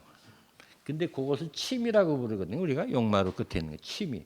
여기 올빼미 치자 꼬리미 자예요. 올빼미 꼬리, 새 꼬리입니다. 근데 어떤 경우에는 새 꼬리 대신에 새 주둥이를 이제 만들어서 붙이기도 해요. 어쨌든 새와 관련되는 신체의 일부를 표현하고 있다. 지붕 꼭대기에다가. 그러면은 왜 이런 새의 신체의 일부를 갖다가 지붕 위에 올려놓느냐? 이것은 지금 이 기와 지붕을 새의 날개라고 표현한다는 거죠. 예, 그래가지고 이거 밑에서 보시면 이 석가래가 날개에 그 깃털이 쫙 펴져 있는 것 같은 느낌을 주잖아요. 그리고서 이게 날개를 지슬하면서 하늘로 승천하려고 하는 그런 그 정서를 표현하고 있지 않은가. 다른 나라에 동남아에 가면 기와들이 다 저거죠. 뱀꼬리. 동남아에서는 차부닥이 뱀입니다. 그런데 우리나라에서는 이제 새와 관련된 것을 넣었다. 자, 이런 얘기고요. 그다음에 이제 그다음 4페이지로 가서 후민정음도 이제 이게 원방각 도형을 가지고 만들었다는 얘기인데 제가 시간 관계상 생략하겠습니다. 그다음에 이제 음식, 의복, 고지도 이런 데 보면요. 음양과 오행사상이 아주 깊이 들어가 있어요. 그래서 이제 우리 비빔밥이라든지 뭐 제사 음식 이런 데도 꼭 오행사상을 가지고 음식을 배치하지 않습니까? 또 의복에도 색동적으로 이게 오방식이거든요. 또 우리나라 고지도는요. 이게 다른 나라 고지도와 우리나라 지도의 근본적인 차이점이 우리는 반드시 오방색을 가지고 칠을 해요. 그래서 제가 지도를 가져오지 않았습니다만은 이 전라도 경상도는 남쪽이기 때문에 붉은색으로 칠을 하고요. 그다음에 이 경기도는 중앙이기 때문에 황색으로 칠을 하고요. 강원도는 동방이기 때문에 청색으로 칠을 하고 황해도는 서쪽이기 때문에 백색으로 칠을 하고 평안도 함경도는 북방이기 때문에 검은색으로 칠을 하고 이렇게 오방색을 가지고 칠을 한 지도는 한국밖에 없습니다. 그래서 여러분들이 외국에 혹시 가셔가지고 한반도 지도가 있는데 오방색을 칠을 했으면은 그냥 가져오세요. 이건 메이드 인 코리아입니다. 근데 중국이나 일본 애들이 그 오방색으로 안 칠을 합니다. 칠 안 합니다. 그러니까 이런 것들이 다 이제 그 뭘까요? 음양 오행사상과 관계된 그런 정서가 담겨 있다. 그 우리나라 국기가 태극기 아닙니까? 태극기가 뭐 음양을 상징하는 깃발. 근데 제 책에서 제가 썼습니다마는 태극기가 조선 시대에도 국기처럼 사용됐다. 국기라는 개념은 없어요. 국기라는 내셔널 플래그라는 개념은 근대 이후에 만들어지는 겁니다. 근대 국가가 형성된 이후에. 그러나 국기라는 개념은 없어도 우리나라를 상징하는 깃발은 있었습니다. 예. 그래서 중국에서 명나라 사신이 온다든지 또 청나라 사신이 올 때 우리가 깃발을 들고 가는 게 있어요. 태극기입니다. 그래서 중국은 이제 황룡기를 들고 와요. 걔들은 사신들이 황룡기, 용기를 들고 오는데 우리는 태극기를 들고 와요. 그래서 제가 이 책에서는 그 조선시대에 아국돈이라고 하는 청나라 사신이 왔을 때 우리가 들고 나간 깃발 사진이 여기 지금 이 책에 제가 넣는 완전한 태극기입니다. 물론 이제 도형은 조금 현대 태극기하고는 다르지만은 그래서 이러한 그 태극기 유래도 아주 오랜 전통이 있다 그런 말씀이고 그다음에 이제 그 세 번째로요 선비정신의 시대적 변천인데요. 제가 이걸 읽어보겠습니다. 삼국시대는 어땠느냐? 선비정신이 어떻게 구성되어 있냐면은 무를 바탕으로 무교. 근데 이 무교를 옛날 사람들은 부교라고 안 불렀어요. 이거는 이 무라는 말은 요즘 우리가 쓰는 말이고요. 우리 조상들은 이 무교를 선교 또는 신교라고 그래요. 귀신 신자를 써서 신교 또는 선교라고 부르고 이렇게 불렀는데 어쨌든 요즘 말로는 무교라고 부르니 무를 바탕으로 해서 불교와 유교가 융합된 형태로 삼국시대에는 존재했다. 그리고 이제 특히 삼국시대에는 이제 소년 선비를 조직을 했다. 이게 조직체를 만들었다. 그것이 고구려의 선인, 신라의 화랑도, 뭐 또는 풍류도, 뭐 또 설랑, 국선 여러 가지 칭호가 있는데 삼국이 다 있었다고 봅니다. 이 백제도 있었을 텐데요. 백제에 대해서는 김두식이가 너무 기록을 안 해놔서 우리가 고유한 명칭을 모르겠어요. 그러나 고구려 신라가 있는데 백제가 없을 리가 없어요. 비슷한 조직이 있었을 겁니다. 그래서 이것은 청소년 집단인 동시에 무사 집단이요, 종교 집단이요, 놀이 집단이죠. 그런데 재미난 것은요, 이 소년들을 이렇게 조직해가지고 얘들을 이제 훈련시키고 여기서 이제 시험을 보는 거예요. 시험을 봐서 관리를 뽑아가는 거죠.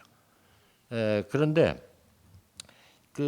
그와 관련된 것이 연개소문 삼국사기 연개소문전을 보면은 연개소문이 이게 선비입니다. 고구려의 선비인데 이 사람이 태어날 때 얼음 속에서 태어났다고 적혀져 있어요. 삼국사기 연개소문전에 얼음 속에서 태어났다. 이 얘기는 무슨 얘기냐면은 아마 이 소년들을 가지고 이제 이 관리를 뽑을 때 체력 시험을 한 것 같습니다. 체력 시험. 무예도 보고 이제 여러 가지 체력 시험도 보는데 아마 찬물에다 집어 넣는 것 같아 애들. 그래가지고 거기서 살아남은 놈은 이제 이놈은 체력이 좋다고 해서 뽑아간 것 같은데 그런 얘기가 과장돼가지고 이제 연개소문이는 이게 얼음 속에서 태어났다. 이게 얼음 속에서 태어났다는 게 있을 수가 없죠. 찬물에서도 살아남은 사람이다. 이제 그런 뜻인 것 같아요. 그런데 연개소문 아들도 이제 이게 선비거든요. 그래서 대개 15살 내외 때 선비로 뽑힙니다. 자, 이런 것이 이제 있었다는 거고요. 그다음에 고려시대 오면요. 좀 달라져요. 이제는 유교가 정치를 지배하는 시대가 되면서 이제 이런 이 신라의 화랑도 같은 집단들이 이제는 성격이 변화됩니다. 그래서 관리를 뽑을 때 이제는 무예 가지고 뽑질 않는 거예요. 그러니까 이제 과거제도가 시행되면서 유학 지식을 가지고 뽑는 거거든요. 그래서 문관을 가지고 이제 정치를 이끌어가게. 그러니까 무관도 있었지만은 무관의 지위가 이제 문관보다는 좀 떨어지니까 정치 주도권이 문관으로 바뀌어간다. 그런데 그렇다고 그럼 삼국시대의 그 청소년 집단 이런 게 없어졌느냐? 없어지지 않는 거죠. 그래서 이것이 이제 제야로 밀려나는데 그것이 제가 화상, 향도 또는 이제 사라고 불리는 공동체다 이거죠. 이 제가 화상이라는 말은 고려사에는 안 나옵니다. 서경이가 쓴 고려도경화만 나와요. 이 뜻은 집안에 있는 중들이다 이런 얘기예요. 제가 화상. 그 절간에 있는 중이 아니라 집에 사는 민간 중들이다. 그런데 실제 중이 아니에요. 이 사람이 머리를 박박 깎은 걸 보고서 중이라고 부르는 거예요. 예, 중처럼 머리. 그래서 실제는 중이 아닙니다. 이게 원래 삼국시대 화랑도와 같은 사람들이에요. 근데 이런 사람들이 이제 제가 화상이 있다는 얘기인데 또 이 사람들을 이제 향도라고도 부르고 또는 사라고도 불러요. 이 사가 우리말로 두레거든요. 두레. 이렇게 이건 고려사에 이제 많이 나옵니다. 향도나 사에 대한 거는. 그런데 이 제가 화상이 뭐 하는 사람들이냐면은 이제 고려도경에 보면은 유사시에는 전쟁의 선봉에 쓴다. 그래서 고려가 거란과 침략, 거란과 싸울 때 이겼는데요.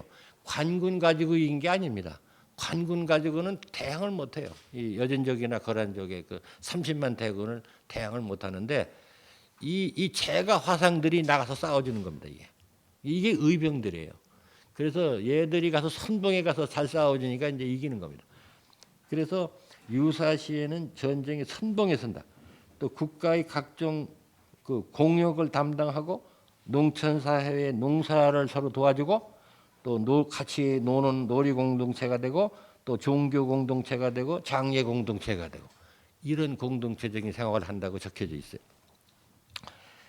그 다음에 이제 세 번째로 가면은 조선 이제 고려 시대 유학자 관료들 있잖아요. 근데 유학자니까 이제 유교에 좀 더 많이 이렇게 세련된 사람들이지만은 또 승려들이 또 이제 중요한 역할을 하죠. 그런데 이 사람들이요 공동체 조직을 할 때 이 이제 뭡니까 사라든지 도라는 이름을 많이 붙여요. 그래서 사학 12도라 하는 것도 이 도라는 게 그 화랑도 같은 그 명칭을 그대로 따오는 겁니다. 그다음에 진울이 그 수선사를 세웠다고 돼 있거든요. 송광사의 전신 순천에다가 수선사를 세웠. 이 사자가 절사자가 아닙니다. 이 둘의 사자입니다. 이게. 그래서 이 산이 또는 무슨 그 돈이 하는 이 삼국시대에 쓰던 이 공동체 칭호가 그대로 고려시대 유학자나 승려들도 그대로 쓰고 있다. 이런 말씀이고요. 그리고 이제 강감찬 같은 경우를 보면요. 강감찬이 보통 우리가 장군이라고 그러는데 실제로는 장원 급제한 사람이다. 문과 시험에 장군 급제한 사람이니까 유학자거든요. 근데 문무를 겸비했죠. 그리고 이 사람이 또 불교에 대해서 아주 깊은 신앙이 있어요. 그래서 이게 말하자면은 유불선을 다 가지고 있는 사람이에요. 강감찬이. 그런데 우리는 이것을 뭐 전쟁에 이겼다고 해서 장군으로만 보려고 그래요. 또 이거 장원 급제했으니까 뭐 순수 유학자로만 보려고. 이게 아니라는 거죠. 이 사람은 다 겸비한 사람입니다. 이런 것을 말씀드리고 최충도 그렇고요. 이련 같은 경우도 삼국 유사에 담긴 정신이 뭐냐. 불교사 하시는 분들은 거기에 삼국 유사에 담긴 세계관은 완전히 불교로만 설명해야 돼요. 불교적 세계관을 썼다. 거기 불교적 세계관이 들어있죠. 삼국 유사에. 그런데 불교 얘기만 한 겁니까? 거기에 무속 얘기며 모든 게 다 들어가 있습니다. 삼국 유사에는.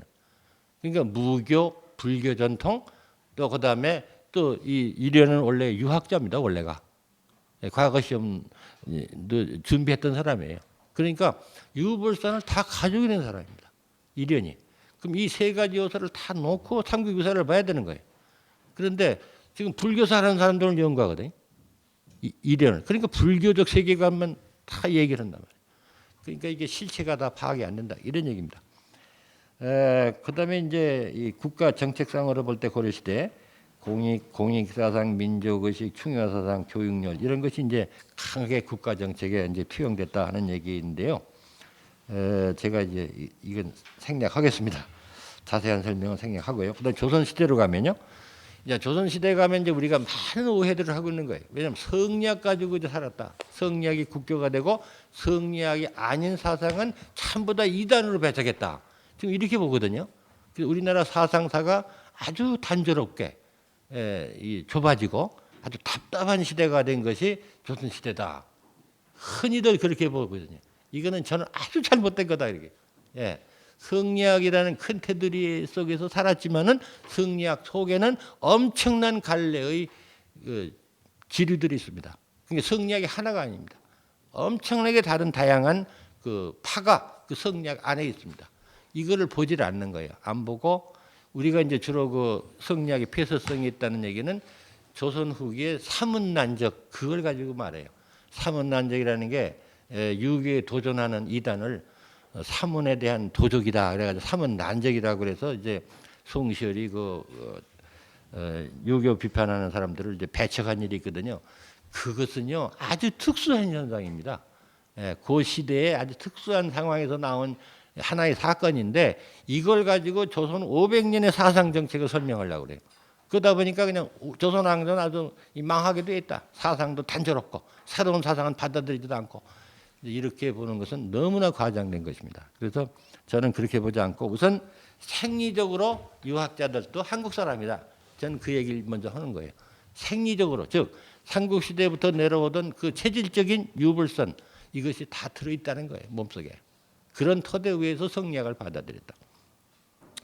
그리고요. 그다음에 이제 옛날부터 내려오던 그 무사 공동체, 종교 공동체, 농사 공동체, 장례 공동체, 놀이 공동체 그대로 이건 지속이 됩니다. 그래서 그것이 이제 향도로도 불리고 사장으로도 불리고 계로도 이제 불리고요. 그래서 계, 사장, 향도 이런 것이 이 농촌 사회에서는 엄청나게 발달해서 내려오는 거죠. 그 지금도 우리가 뭐 두레패가 있고 뭐 상두꾼이 있고 이제 농촌에 가면 옛날에 있었잖아요. 이런 것이 조선시대에 쭉 내려온 것이고 그다음에 이제 유학자 관료층도 마찬가지로 공동체를 조직하고 정치를 했다 이거죠. 그것이 바로 뭐냐면은 붕당이에요. 그러니까 붕당이라는 것이 왜 만들어졌느냐? 이걸 이제 해석하기에 따라서는 중국에서 뭐 당송 시대 때 중국 학자들이 붕당 이론을 냈기 때문에 우리가 그걸 배워들여 가지고 붕당을 만들었다. 뭐 그것도 틀린 얘기는 아니에요. 그런데 밖에서 그런 영향만 받아가지고 만들었느냐? 저는 그렇게 보고 싶지 않다. 옛날부터 내려오던 공동체 전통이 있다 이거죠. 그러다 보니까 유학자들도 당연히 정치 공동체로서 붕당을 만들 수밖에 없다. 이렇게 해석을 해야 된다. 그래서 뭐 중국의 영향을 제가 배제하자는 건 아닌데 그것만 가지고 붕당을 설명할 수는 없다. 이렇게 보는 것이죠. 그래서 이제 붕당을 가지고 정책 대결을 벌였죠. 뭐 붕당에 대해서는 지금 당정 등이 망했다는 부정적인 견해도 있지만 부정적인 면만 있는 게 아니죠. 이 붕당 정책 가지고 정치가 굉장히 깨끗해졌죠. 왜냐하면 상대방의 공격을 피하기 위해서 되도록이면은 부정부패를 안 해야죠. 이 재미난 것은요. 노론이 오래 집권해서 권력을 굉장히 오래 잡았는데 사실은 노론 후예들 보면 잘 사는 사람이 거의 없어요. 이 노론 집에 지금 후예들이 사는데 가보십시오. 100칸짜리 집이 없습니다. 그런데 권력에서 빗겨난 영남 남인들 집은 99칸짜리가 많아요. 왜냐하면 그 사람들은 권력형 부정부패가 아니기 때문에 집이 커도 공격을 안 받아요. 근데 집권층이었던 서인 노론이 집 컸다가 난리가 납니다. 이 권력형 부정부패로 몰리거든요. 그래도 굉장히 몸조심하죠. 그래서 이 붕당 정치하면서 굉장히 정치가 정화되는 면이 많습니다. 이거는 우리가 긍정적으로 봐야 돼요. 그래서 정책 대결을 또 했고요. 정책 대결이 치열하죠.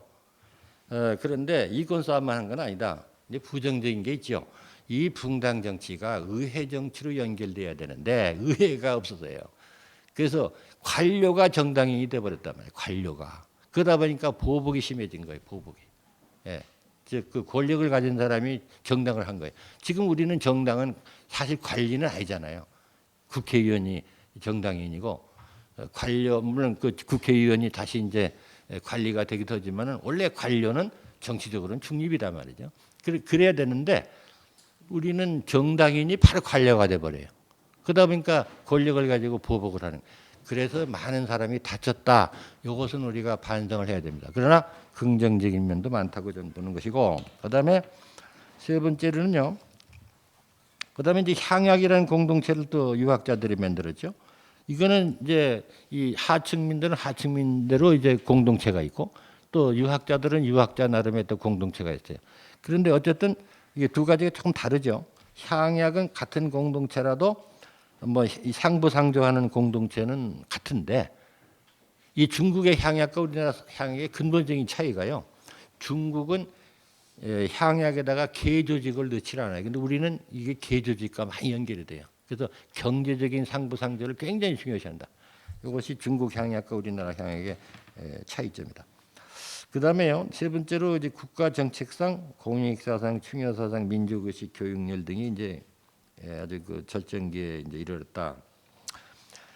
그래서 토지의 공개념이 발달하고요. 그다음에 정책 결정 과정에 공론을 존중해서 소통의 정치가 활성화되었고요.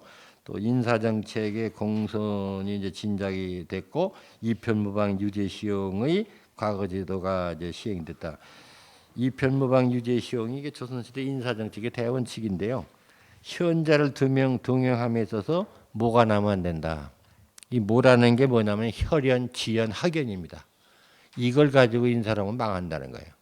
그래서 이 뭐가 나지 않아야 돼. 그러니까 능력 중심으로 가야 된다. 유죄 시용 오직 재주 있는 사람이 이 사람을 써야 된다. 이편무방은 도덕적인 능력을 존중해 주자는 얘기고 유죄 시용은 전문적 지식 이런 것을 존중해 주자는 얘기예요. 이것을 반영한 제도가 과거 제도다. 제가 지금 과거 제도 연구를 하고 있습니다. 조선시대 방목을 분석하는데요. 저도 깜짝깜짝 놀래요. 조상의 벼슬이 없는 사람이 그렇게 많아요. 그리고 자기가 과거에 합격하고 나서 그 집안이 시조가 나와요. 과거 합격자가 처음으로 시조가 되는 사람이 그렇게 많아요. 전체 합격자의 지금 제가 선조 때까지 했는데 이태조 선조 때까지 약 20%가 그런 사람들이에요. 합격자에. 조상의 벼슬아치가 없거나 아니면은 그 사람이 이제 시조가 됐다. 이런 사람들이 의외로 많고요. 저도 깜짝 놀랍니다. 이제 다 완성되면 나중에 제가 말씀을 드릴게요. 어쨌든 그래서 이 능력주의가 이만큼 시행되는 것도 쉽지는 않다. 저는 이렇게 보는 것입니다. 물론 이게 100점짜리는 아니에요. 그러나 아니라 우리가 흔히 생각하듯이 양반들이 뭐 세습적으로 관직을 독점했다 하는 얘기는 이건 수정될 필요가 있다. 이렇게 보는 거죠. 그다음에 이제 기록문화의 전성 시대 이거 아까 제가 말씀드렸죠. 그다음에 이제 민족의식과 민본의식이 이제 세종 때와 영정제 문화를 이제 이끌어갔다는 얘기고, 그다음에 법과 장신의 정신으로 이제 외래 문화를 받아들여서 주체적으로 이걸 수용했다. 그래서 우리가 이 문화 정책을 보면요, 국수주의도 아니고 세계주의도 아니에요. 저는 이 조선시대 문화 정책을 볼 때 한강 중국의 문을 열잖아요. 마음을 열고 중국과 교류를 얼마나 활발해요. 그래서 어떻게 보면 사대주의 같아요. 너무 중국의 매는. 그런데 또 어떻게 보면 굉장히 국수주의적이에요. 이 두 가지 면을 다 가지고 있는 것이 이제 조선왕조거든요. 그래서 이것이 바로 법과 장신이에요. 옛 것도 사랑하면서 또 새로운 것도 창조하려고 하는 이런 마음가짐이 조선시대의 그 문화정책의 기조를 이루고 있다. 그리고 명나라, 그 다음 페이지 가시면 명나라, 청나라와 4대 외교를 하면서 한편으로는 세계화를 시도한 거죠. 나름대로. 이제 서양과는 우리가 회피해서 접촉이 안 된 게 아니라 서양이 찾아오질 않은 거죠. 우리가 세국 정책 쓴 일 없습니다. 대원고 때 빼고는. 그래서 항상 서양과 만나고 싶은데도 오질 않았죠. 그래서 중국에 사신 보내가지고 간접적으로 서양 문화를 배워드리는데 이게 성이 안 찼죠. 그러나 우리 마음은 가능하면 서양과 접촉하고 싶어요. 일본은 서양이 찾아가기 때문에 접촉이 된 거고 우리는 서양이 찾아오질 않아서 접촉이 안 되고 이런 차이가 있는 거죠. 이건 말하자면 세계화하려는 시도예요. 명나라, 청나라와 교류를 활발히 한 것은. 그러면서도 다른 한편으로는 우리가 주은 황제 국가, 황제 정식으로 황제는 아니지만은 황제에 주은하는 국가라는 것을 가지려고 무던히 노력을 했어요. 그래서 이제 우리가 제후다. 제후면은 틀림없지만은 제후에도 등급이 있다. 우리는 황제의 그 입김이 미치지 않는 황복제후라는 말을 쓰죠. 이 제후도 등급이 있다는 거예요. 거리를 두고 중국 황제와 거리가 가까우면은 복종도가 크다는 거예요. 신복제후라고 그래요. 우리는 이게 상당히 멀리 떨어져 있어 가지고 리모트한 제후라는 거지. 아직 거리가 황복제후라고 그래요. 그래서 이거는 황제의 교화가 미치지 않는 것이라는 거예요. 그러니까 이거는 인디펜던트하다. 인디펜던트한 나라이기 때문에 중국 거 따를 필요 없다는 거죠. 이런 정신이 항상 있어요. 그리고 제가 이제 하나의 요즘 생각하는 책에는 안 썼습니다만은 우리가 이제 임금이 복장을 보면은 빨간색 옷을 입잖아요. 골령포에. 이 빨간색은 제후복입니다. 중국 황제만이 노란색 옷을 입어요. 우리가 노란색 옷을 못 입었다고. 중국이 못 입게 하니까. 그래서 빨간색을 입었는데 여기 용을 갖다가 가슴에 달고 어깨에다 달았잖아요. 이걸 보라 그러죠. 요것만은 중국 황제와 똑같은 황색 용을 달은 거예요. 황용을. 황룡이라는 게 황제를 상징하는 겁니다. 요것만은 양보를 안 하는 거예요. 우리도 황제 같다. 이런 식으로 제가 하나의 예를 들었습니다만은 이렇게 해서 우리가 황제 이미지를 절대 포기하지 않았습니다. 반은 양보고 반은 양보하지 않는 거예요. 이런 것이 요소요소에 담겨 있는데 제가 다 설명할 시간이 없습니다. 그래서 그다음에 이제 근대화 시기에도 마찬가지로 이제 고종이 동도서기를 바탕으로 한 개화 정책을 했고요. 대한제국 때는 구본 심참이라는 표를 가지고 이제 옛 것을 바탕에 깔고 서양 것을 여기다가 이제 가미하는 이런 근대화 정책을 추진했고요. 이런 전통 속에서 일제 시대에 신민족주의와 신민주주의가 탄생했다고 저는 봅니다. 그래서 신민족주의와 신민주주의는 물론 서양에서 들어온 사상의 영향도 있지만은 저는 옛날부터 내려오던 홍익정신, 공익정신 이런 것이 바탕이 돼가지고 또 서양의 새로운 이념을 수용할 수 있었던 것이 아닌가 이렇게 보고요. 또 하나거든요. 화랑도가 전쟁에 나가서 살아 들어오면 이건 불명예입니다. 화랑도는 죽어서 와야 돼요.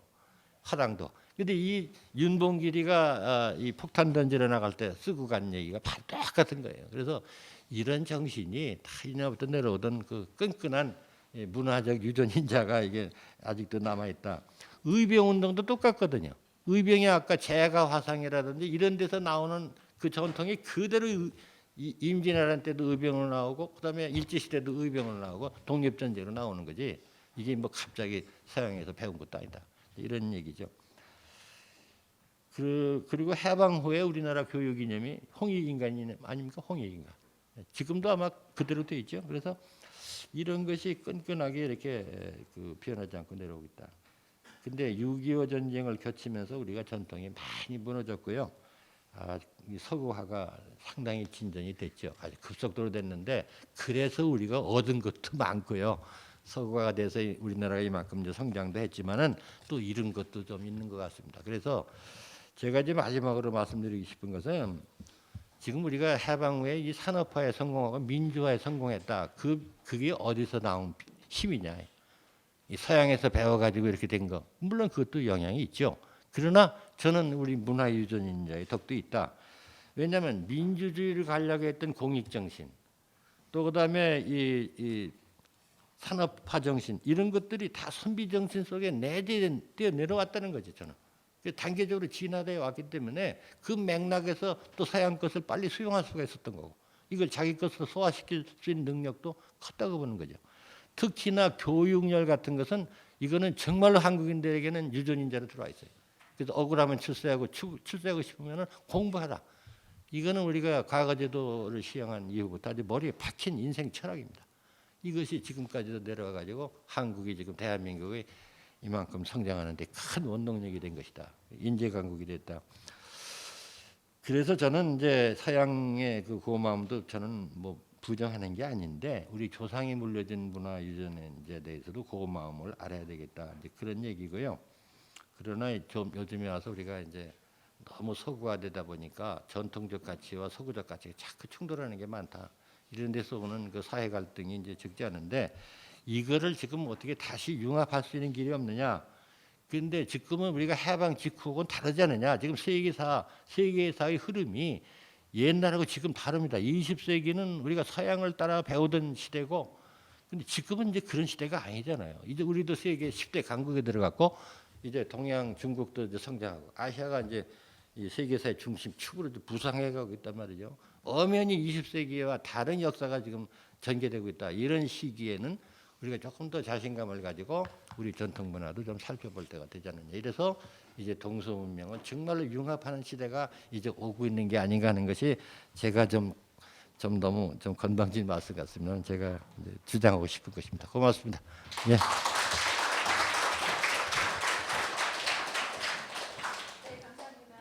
5,000년 역사를 1시간 반에 정리한다는 건 사실 자체가 불가능한 일인지도 모르겠습니다.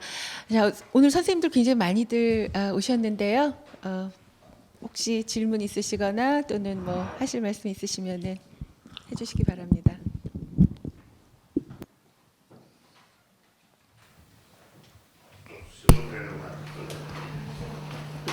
좋은 말씀을 들었는데 두 가지 좀 검토해야 되지 않을까 싶어요. 저는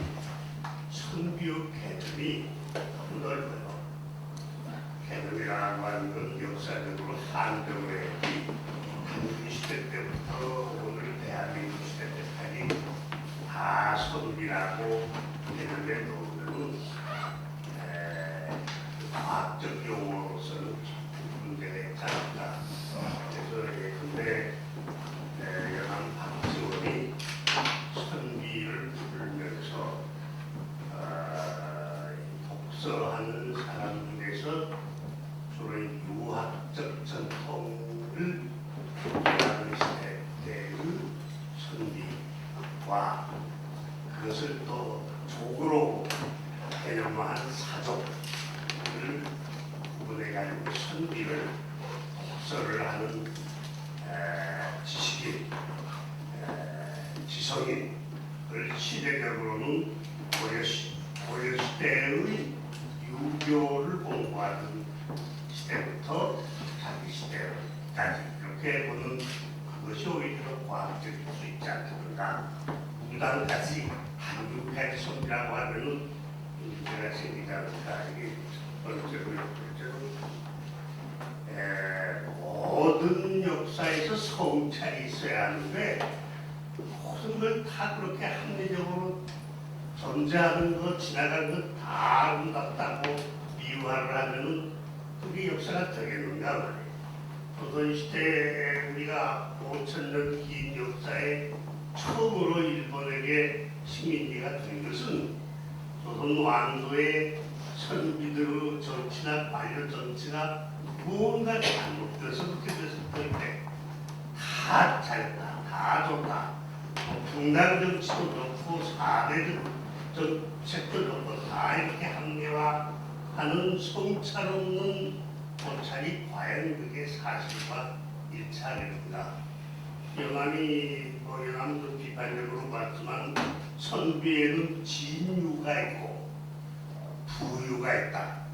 참으로 자기 뜻을 세우고 열심히 독서하고 다른 것이 아니면은 시시비비를 가리고 하는 진정한 이유가 있는 반면에 밤낮 관직만 찾아다니고 권력에 아부하고 돈만 뒤에서 벌려고 하고 하는 이런 썩은 선비 이것을 구분하라 그래가지고 이제 양반전에서 선비들을 상당히 하게 비판을 했는데 그렇게 되지 않더라도 약간의 비판 정신이 있어야 역사가 되지 않습니다. 어떻게 생각하세요? 다 끝났어요? 예. 내가 그런 질문이 나올 것으로 예상을 했어요. 당연히 나올 것이다 했더니 예상대로 됐습니다. 지금 진 선생 말씀 옳죠. 역사는 성찰이 필요하죠. 우리가 과거의 역사를 볼 때 좋은 점만 찾으면 안 됩니다. 잘못된 점을 찾아야죠. 그래서 이 두 가지 태도가 다 똑같이 중요한 것이죠. 그런데 제가 지금 이 쓴 책에서는 나쁜 점은 대체로 얘기 안 했어요. 사실이 그렇습니다. 개설책을 보면 다릅니다. 개설책을 보면 잘못한 것도 많이 썼어요, 제가. 그런데 이건 개설책이 아니고 지금 한국인의 어떤 에토스를 좀 찾아보고 싶은 거예요, 이게. 예? 그런 뜻에서 지금 사상사적으로 썼기 때문에 제가 어두운 얘기를 여기다 안 쓴 겁니다. 개설책에서는 음향을 다 써야 돼요. 그래야 망한 이유를 설명해. 저는 이게 망한 이유를 쓰려고 쓴 책이 아니에요, 지금. 어떻게 해서 살아남았는가를 지금 밝히고 싶은 거예요. 그래서 이제 그런 의도가 있다는 걸 이해해 주시고, 저도 어두우면 다 압니다. 그래서 이제 선비도 나쁜 선비가 있죠. 가짜가 있고 진짜가 있고 다 있는 겁니다. 제가 가짜 얘기까지 다 쓸 필요가 없다고 보는 거예요. 그래서 우선 우리가 5,000년간 살아온 그 생존 능력, 그리고 나쁜 것이 있더라도 또 나쁜 걸 이겨가는 힘이 있잖아. 우리가 극복해가는 힘이 있죠. 그것까지 쭉 연결시켜 보자는 거예요. 그래서 그런 의도로 쓴 것이기 때문에 이 제 책에서는 나쁜 얘기는 안 쓴 것입니다. 없어서 안 쓴 게 아니라 있어도 일부러 안 썼어요. 좋은 면을 우선 찾아보자. 또 하는 가지는 그동안 우리 역사를 우리만 한 게 아니고요. 20세기 100년간 이상 지금 하지 않았어요? 했는데 주로 뭘 했습니까? 성찰만 했습니다. 지금 신 선생님이 말한 것처럼 비판만 주로 했거든요. 그것이 세 가지 사관이 나와서 비판한 거예요. 그 우리 역사를 난도질을 해버렸어요. 하나는 이제 일본 사람들이 식민사관이죠. 이건 자기들이 자기 식민 통치를 정당하기 위해서 역사를 갖다 완전히 난도질했잖아요. 예? 창피하고 부끄러운 역사를 이걸 부셔버렸다고. 이게 성찰이 지나쳐가지고 다 부셔버린 거예요. 몸을 죽여버렸어요. 그 다음에 민족주의 역사가가 나와서 식민사관과 대결한다고 하면서 반은 찾아놓고 반은 죽였어요. 나는 이 점에서 선생님과 달라. 다른 점이 바로 그건데 신채호 선생의 글을 보면은 정말 존경스러우면서도 원망스러워요. 저는 이분이 공도 있고 가도 엄청나게 크다. 왜냐하면 이분은 고대사만 찾아낸 거예요. 그리고 민족 고유신앙만 찾아냈어요. 유교를 박살을 냈어요. 신채호 선생이. 그래가지고 이 민족 고유신앙 무교를 주로 찾아낸 거예요. 이것이 무너지고 유교가 들어오면서 나라가 망해갔다고 봤거든요. 조선 역사상 1000년의 제1대 사건이 그 논문 아닙니까? 저는 이 논문은 아주 고약하다고 봅니다. 정말로. 지금 그 논문 가지고 한국사를 보시면 안 돼요. 유교가 들어오면서 망해갔다고 보거든요. 그럼 조선 고려 조선 왕조는 망해가는 겁니다. 이게. 그런 역사를 지금 우리가 하면 안 되죠.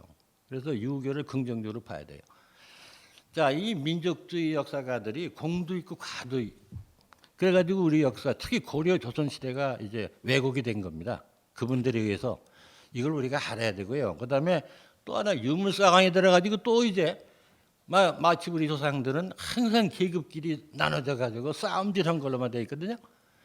이 세 개의 사관이 우리 역사를 망쳐버린 거예요. 그래서 반성들을 한 겁니다. 그 세 사관이. 이제는 더 이상 반성할 게 없어요. 너무 난도질을 당해가지고 이제는 좀 거기다 칸풀 주사를 나가서 살려내야 되겠어요. 이제는. 예, 너무 다 죽었어요. 이러다 보니까 희망이 없어졌다고. 우리가 역사에서 희망이 없고 자신감이 없어지고 이거는 반성이 지나친 것입니다. 반성도 적당히 해야죠. 그리고 반성이라는 것도 애정을 가지고 자기의 생존 능력이나 자신감에 대한 확신을 가지고 있으면서 반성하는 것과 그걸 못 가지고 반성하는 건 다릅니다. 그래서 그걸 우리가 충분히 고려해야 된다. 그래서 저는 어두운 면 다 인정합니다. 조선 왕조가 망한 거 그 반성해야죠. 반성 많이 했잖아요. 100년간. 이제는 더 이상 할 필요 없어요. 이제는. 이제는 미래를 내다보고 해야 되고요. 또 하나는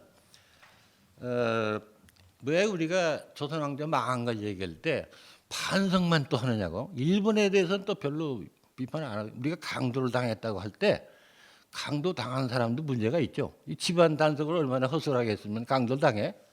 그러나 강도가 더 나쁘죠. 강도가 더 나쁜 거죠. 그렇잖아요. 예, 그런데 우리는 너무나 말이야 강도 당한 그 우리의 무능함만 얘기하는 거야. 자꾸 그 정도 얘기했으면 이제 그만해도 된다 이거예요. 그래서 그것만 찾지 말고 조선 왕조를 볼 때 망했다는 것을 너무나 많이 얘기했기 때문에 더 이상 저는 얘기 안 하고 조선 왕조가 어떻게 해서 519년을 갖는가도 얘기하자 이거예요. 예. 보전론이라는 게 신채호에 있는데 신채호가 이 전통의 계승을 가장 강조한 때예요. 거기에 뭘 강조하냐면 우리 전통에는 미리한 것도 있고 추하는 것도 있다.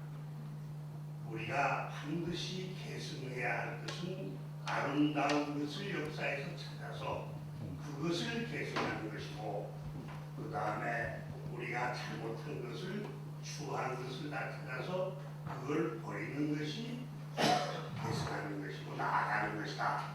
다 과거 걸 다 좋다고 아름답다고 하는 것은 문제가 있는 것이다. 신초의 국수보전로, 국수주의란 말이 아니에요.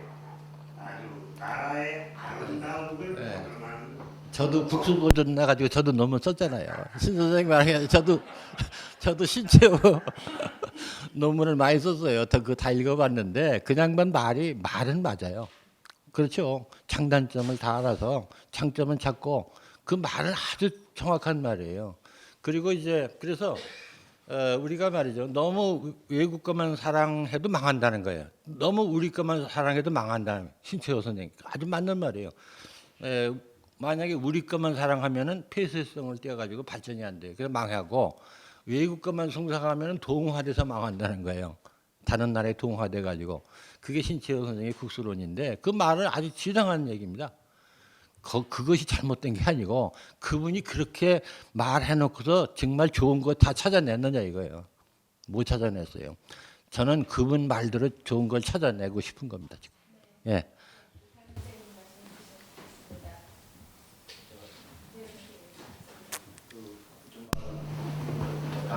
감동 혹시 그저 선비들이 이제 글을 읽는다고 그러지 않습니까? 그런 측면에서 봤을 때는 커뮤니케이션 말하는 거 문자를 읽는 건데 말은 이제 우리말 것을 이제 한번 설명해 드리겠습니다. 삼국시대 때 세 나라 사이의 말이 같았느냐 틀렸느냐 가지고 삼국장이나 그런 데서 또 통역으로 동원을 했다는 얘기가 한마디로 나오기 때문에 말이 같았지 않는 그런 수정이 가능합니다. 말은 소통이 되는데 이 문자가 이렇게 문자가 없어가지고 결국 이제 한국어를 직접 하거나 아니면 이거와 같이 한국어를 들여다 이제 표기를 했지 않습니까? 이 한문이라는 게 굉장히 정말 어려운 거고 그거를 습득을 해가지고 그걸 어떤 문화적인 소양을 찾아내기 위해서는 돈 높이라고 이걸 또 필요하지 자연스럽게 그 상비의 범위가 좀 세적으로 줄어들지 않게요 그런 생각이 듭니다. 그래서 신앙 역사적으로 이제 방금 때부터 생각해보면 문자적인 표현을 과연 어떤 방식으로 한문 이외에 다른 게 정말 없었겠느냐. 만약에 한문을 통해서 있다면은 아무리 뭐저 수강에 3년 동안 한다 하더라도 한계가 좀 있었지 않겠냐 그런 생각이 들고 그래서 선비가 자기의 뜻을 표현하고 학습할 때 동원하는 그런 한문 그걸로만 판정하는 게 굉장히 제한되지 않는 선비 정신이다 그런 생각을 근데 그건 아주 좋은 지적이죠. 그러니까 우리 고유 문자가 없을 때 중국 한자 빌려가지고 표현하다 보니까 표현의 한계가 드러나죠. 또 그 문자의 보급도 한계가 있고 너무 어려운 문자니까 그런 것이 이제 시대가 늘어면서 이제 극복돼 가는 거 아니겠어요? 특히 이제 후민정음이 나오면서 이제 여성들도 이제 문자 생활이 가능해지고 이제 이렇게 또 진화하는 것인데 근데 이제 문화라는 게 기록만 가지고 하는 건 아니거든요.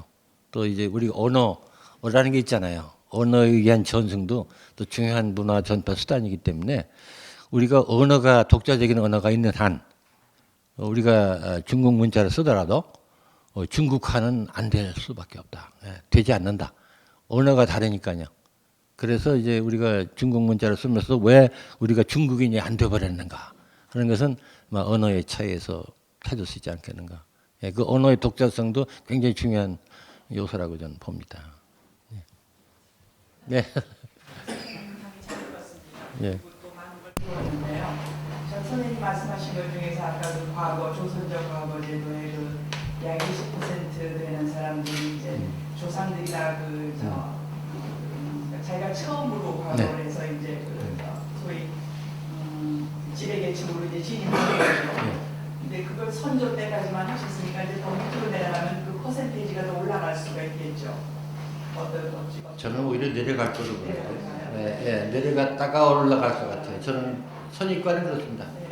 근데 이제 제가 하고자 하는 것은 그만큼 그 당시가 이렇게 보면은 양반제도니에서 이렇게 그 권력 집권층이 이렇게 장기간 집권하고 그런 얘기 들었는데 사실은 상당히 사회 그 계층 간의 이동의 통로가 열려 있다는 느낌이 들거든요. 20%는 상당히 높은 퍼센트인데 왜냐하면 이제 그거하고 비교해서 오늘날의 지금 사회에서 우리가 이제 소위 그 과거 제도에 보면 우리가 무슨 사법고시 제도가 이제 한 부분을 담당한다고 보는데요. 네. 그리고 사법제도 같은 것들이 지금 이제 로스쿨 같은 것이 생기면서 상당히 그 어려운 사람들이 고시 볼 수 있는 기회가 이제 줄어들고 있거든요.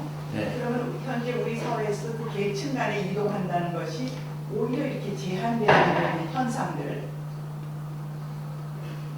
그런 거 어떻게 보면 오히려 지금 우리가 후퇴하는 느낌까지 되는데 우리가 지금 서양의 제도를 더 좋은 제도라고 가져오면서 어떤 현상적인 것만 모방을 하지 그 서양에서 그 제도가 나오기까지의 그 긴 과정들은 굉장히 생략되는 경우가 많거든요.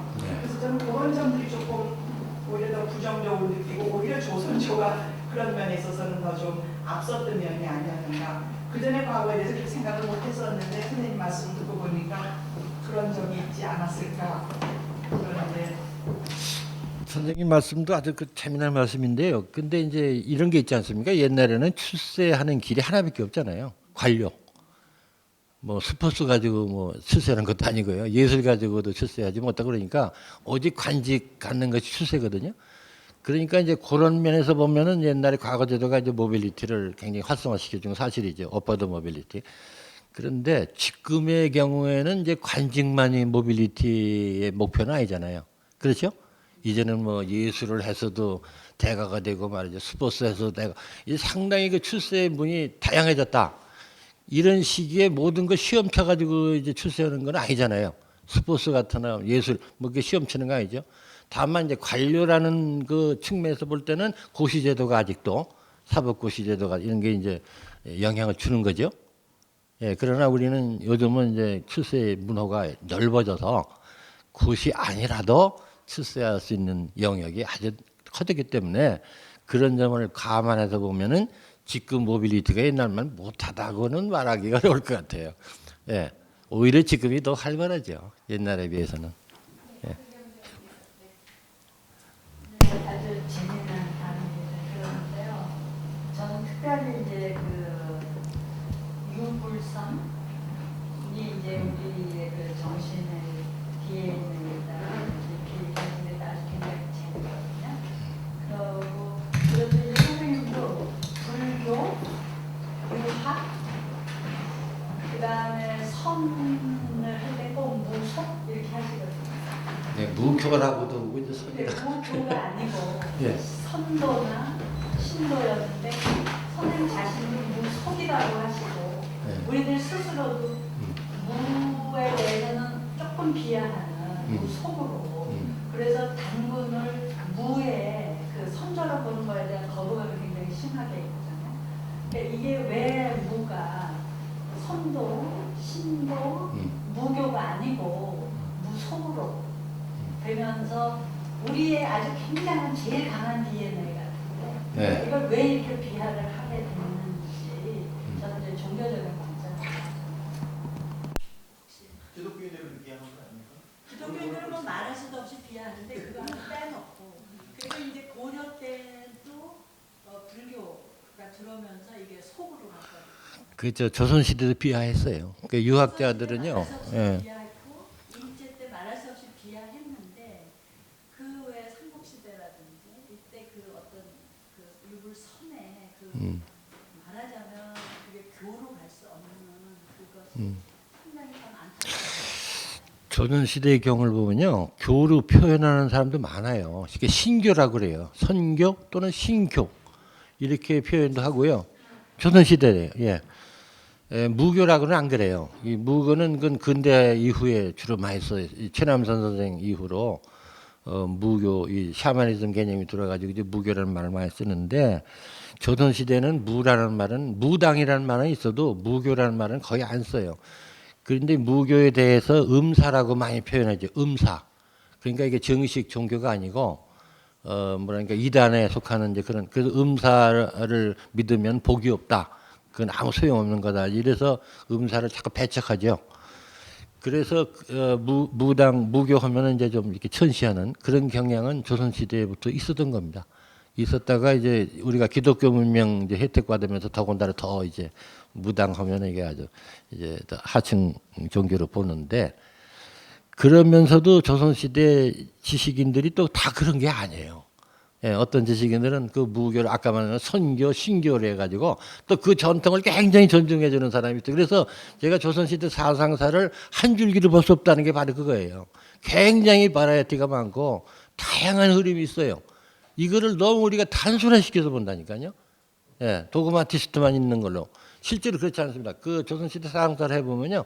엄청난 이 프리즘의 차이가 많아요. 엄청나게 다양합니다. 그래서 이런 파 저런 파가 아주 많습니다. 예. 예.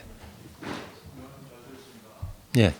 관심 있는 그 선조하고 주잡기요. 여기 사진이 있는 것 같은데요. 그거 간단하게 좀 설명을 해주시고. 아, 주작교예요? 예, 예. 아까 이거 참. 해주시고 하나 더 말씀은 네. 우리 민족 선거 관련해서 판 네. 또는 아까 낙천주의 말씀하셨고 또 어떤 사람은 그 정의라고도 말하는데요. 저는 이것을 서로 뭐 입장의 차이로 보는 시각도 있을 수 있겠지만 이런 의견들을 관통하는 하나의 어떤 흐름으로 볼 수도 있지 않을까. 네. 그것에 대한 요인은 저는 이 서민의 입장에서 봤을 때 이 지배층으로부터 이제 눌림을 받는 것하고 또 우리가 민족이 약소 민족이기 때문에 외침을 많이 받는 이 이중적인 그 아픔이나 고통 속에서 우리가 서로 약자들끼리 서로 연대하고 이게 정의고 또 고통을 많이 당하는 한이 있겠죠. 그리고 그것을 우리가 이제 승화시킨 것이 낙선주의로 이것을 함께 연결시켜서 해석할 수도 있지 않을까.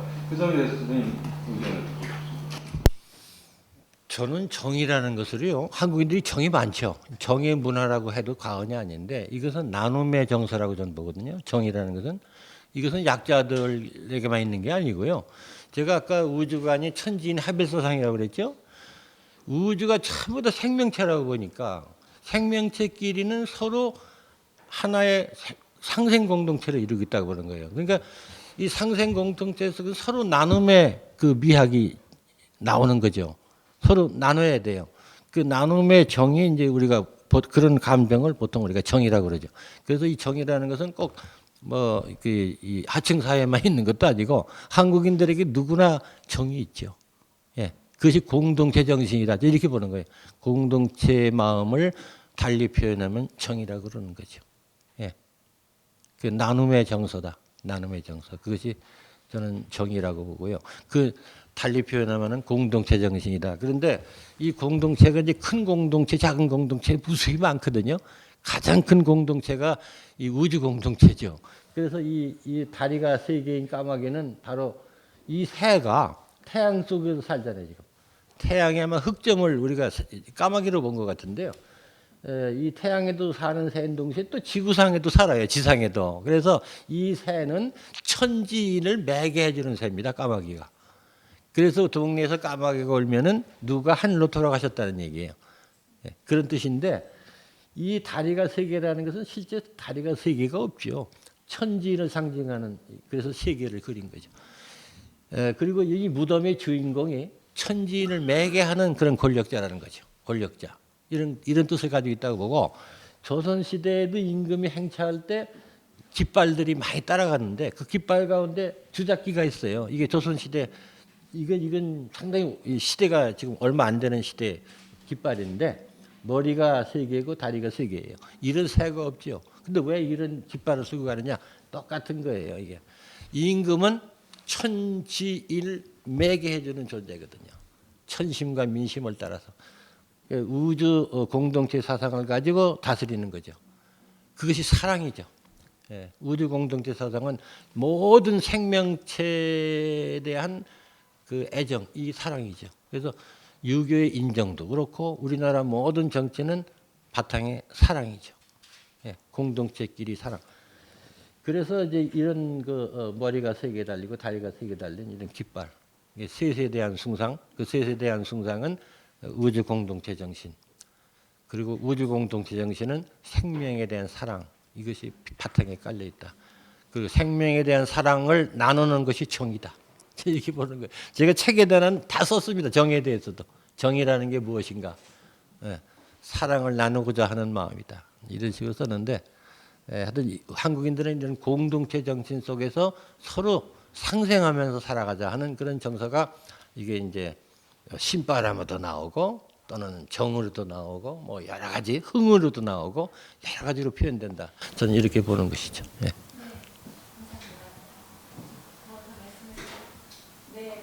제가 그 교수포럼을 준비할 때마다 항상 여기 이제 저희 뒤에 그동안 그 교수포럼을 맡아주셨던 선생님들과 이제 저희 역사가 나와 있는데요.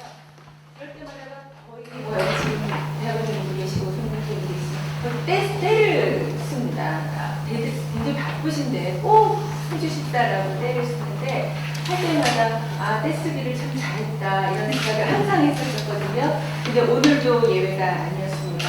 정말 떼쓰기를 잘했다는 생각이 들고요. 앞으로도 계속 떼를 써야겠다라는 생각을 하게 됐습니다. 저희가 저녁이 마련되어 있기 때문에요. 혹시 다른 일정이 없으시다면 함께 식사하시면서도 얘기를 계속 하시면 어떠실까요? 그래서 오늘 굉장히 바쁘신데 많이들 와주시고 또 뜨겁게 의견을 나누시고 모든 선생님들께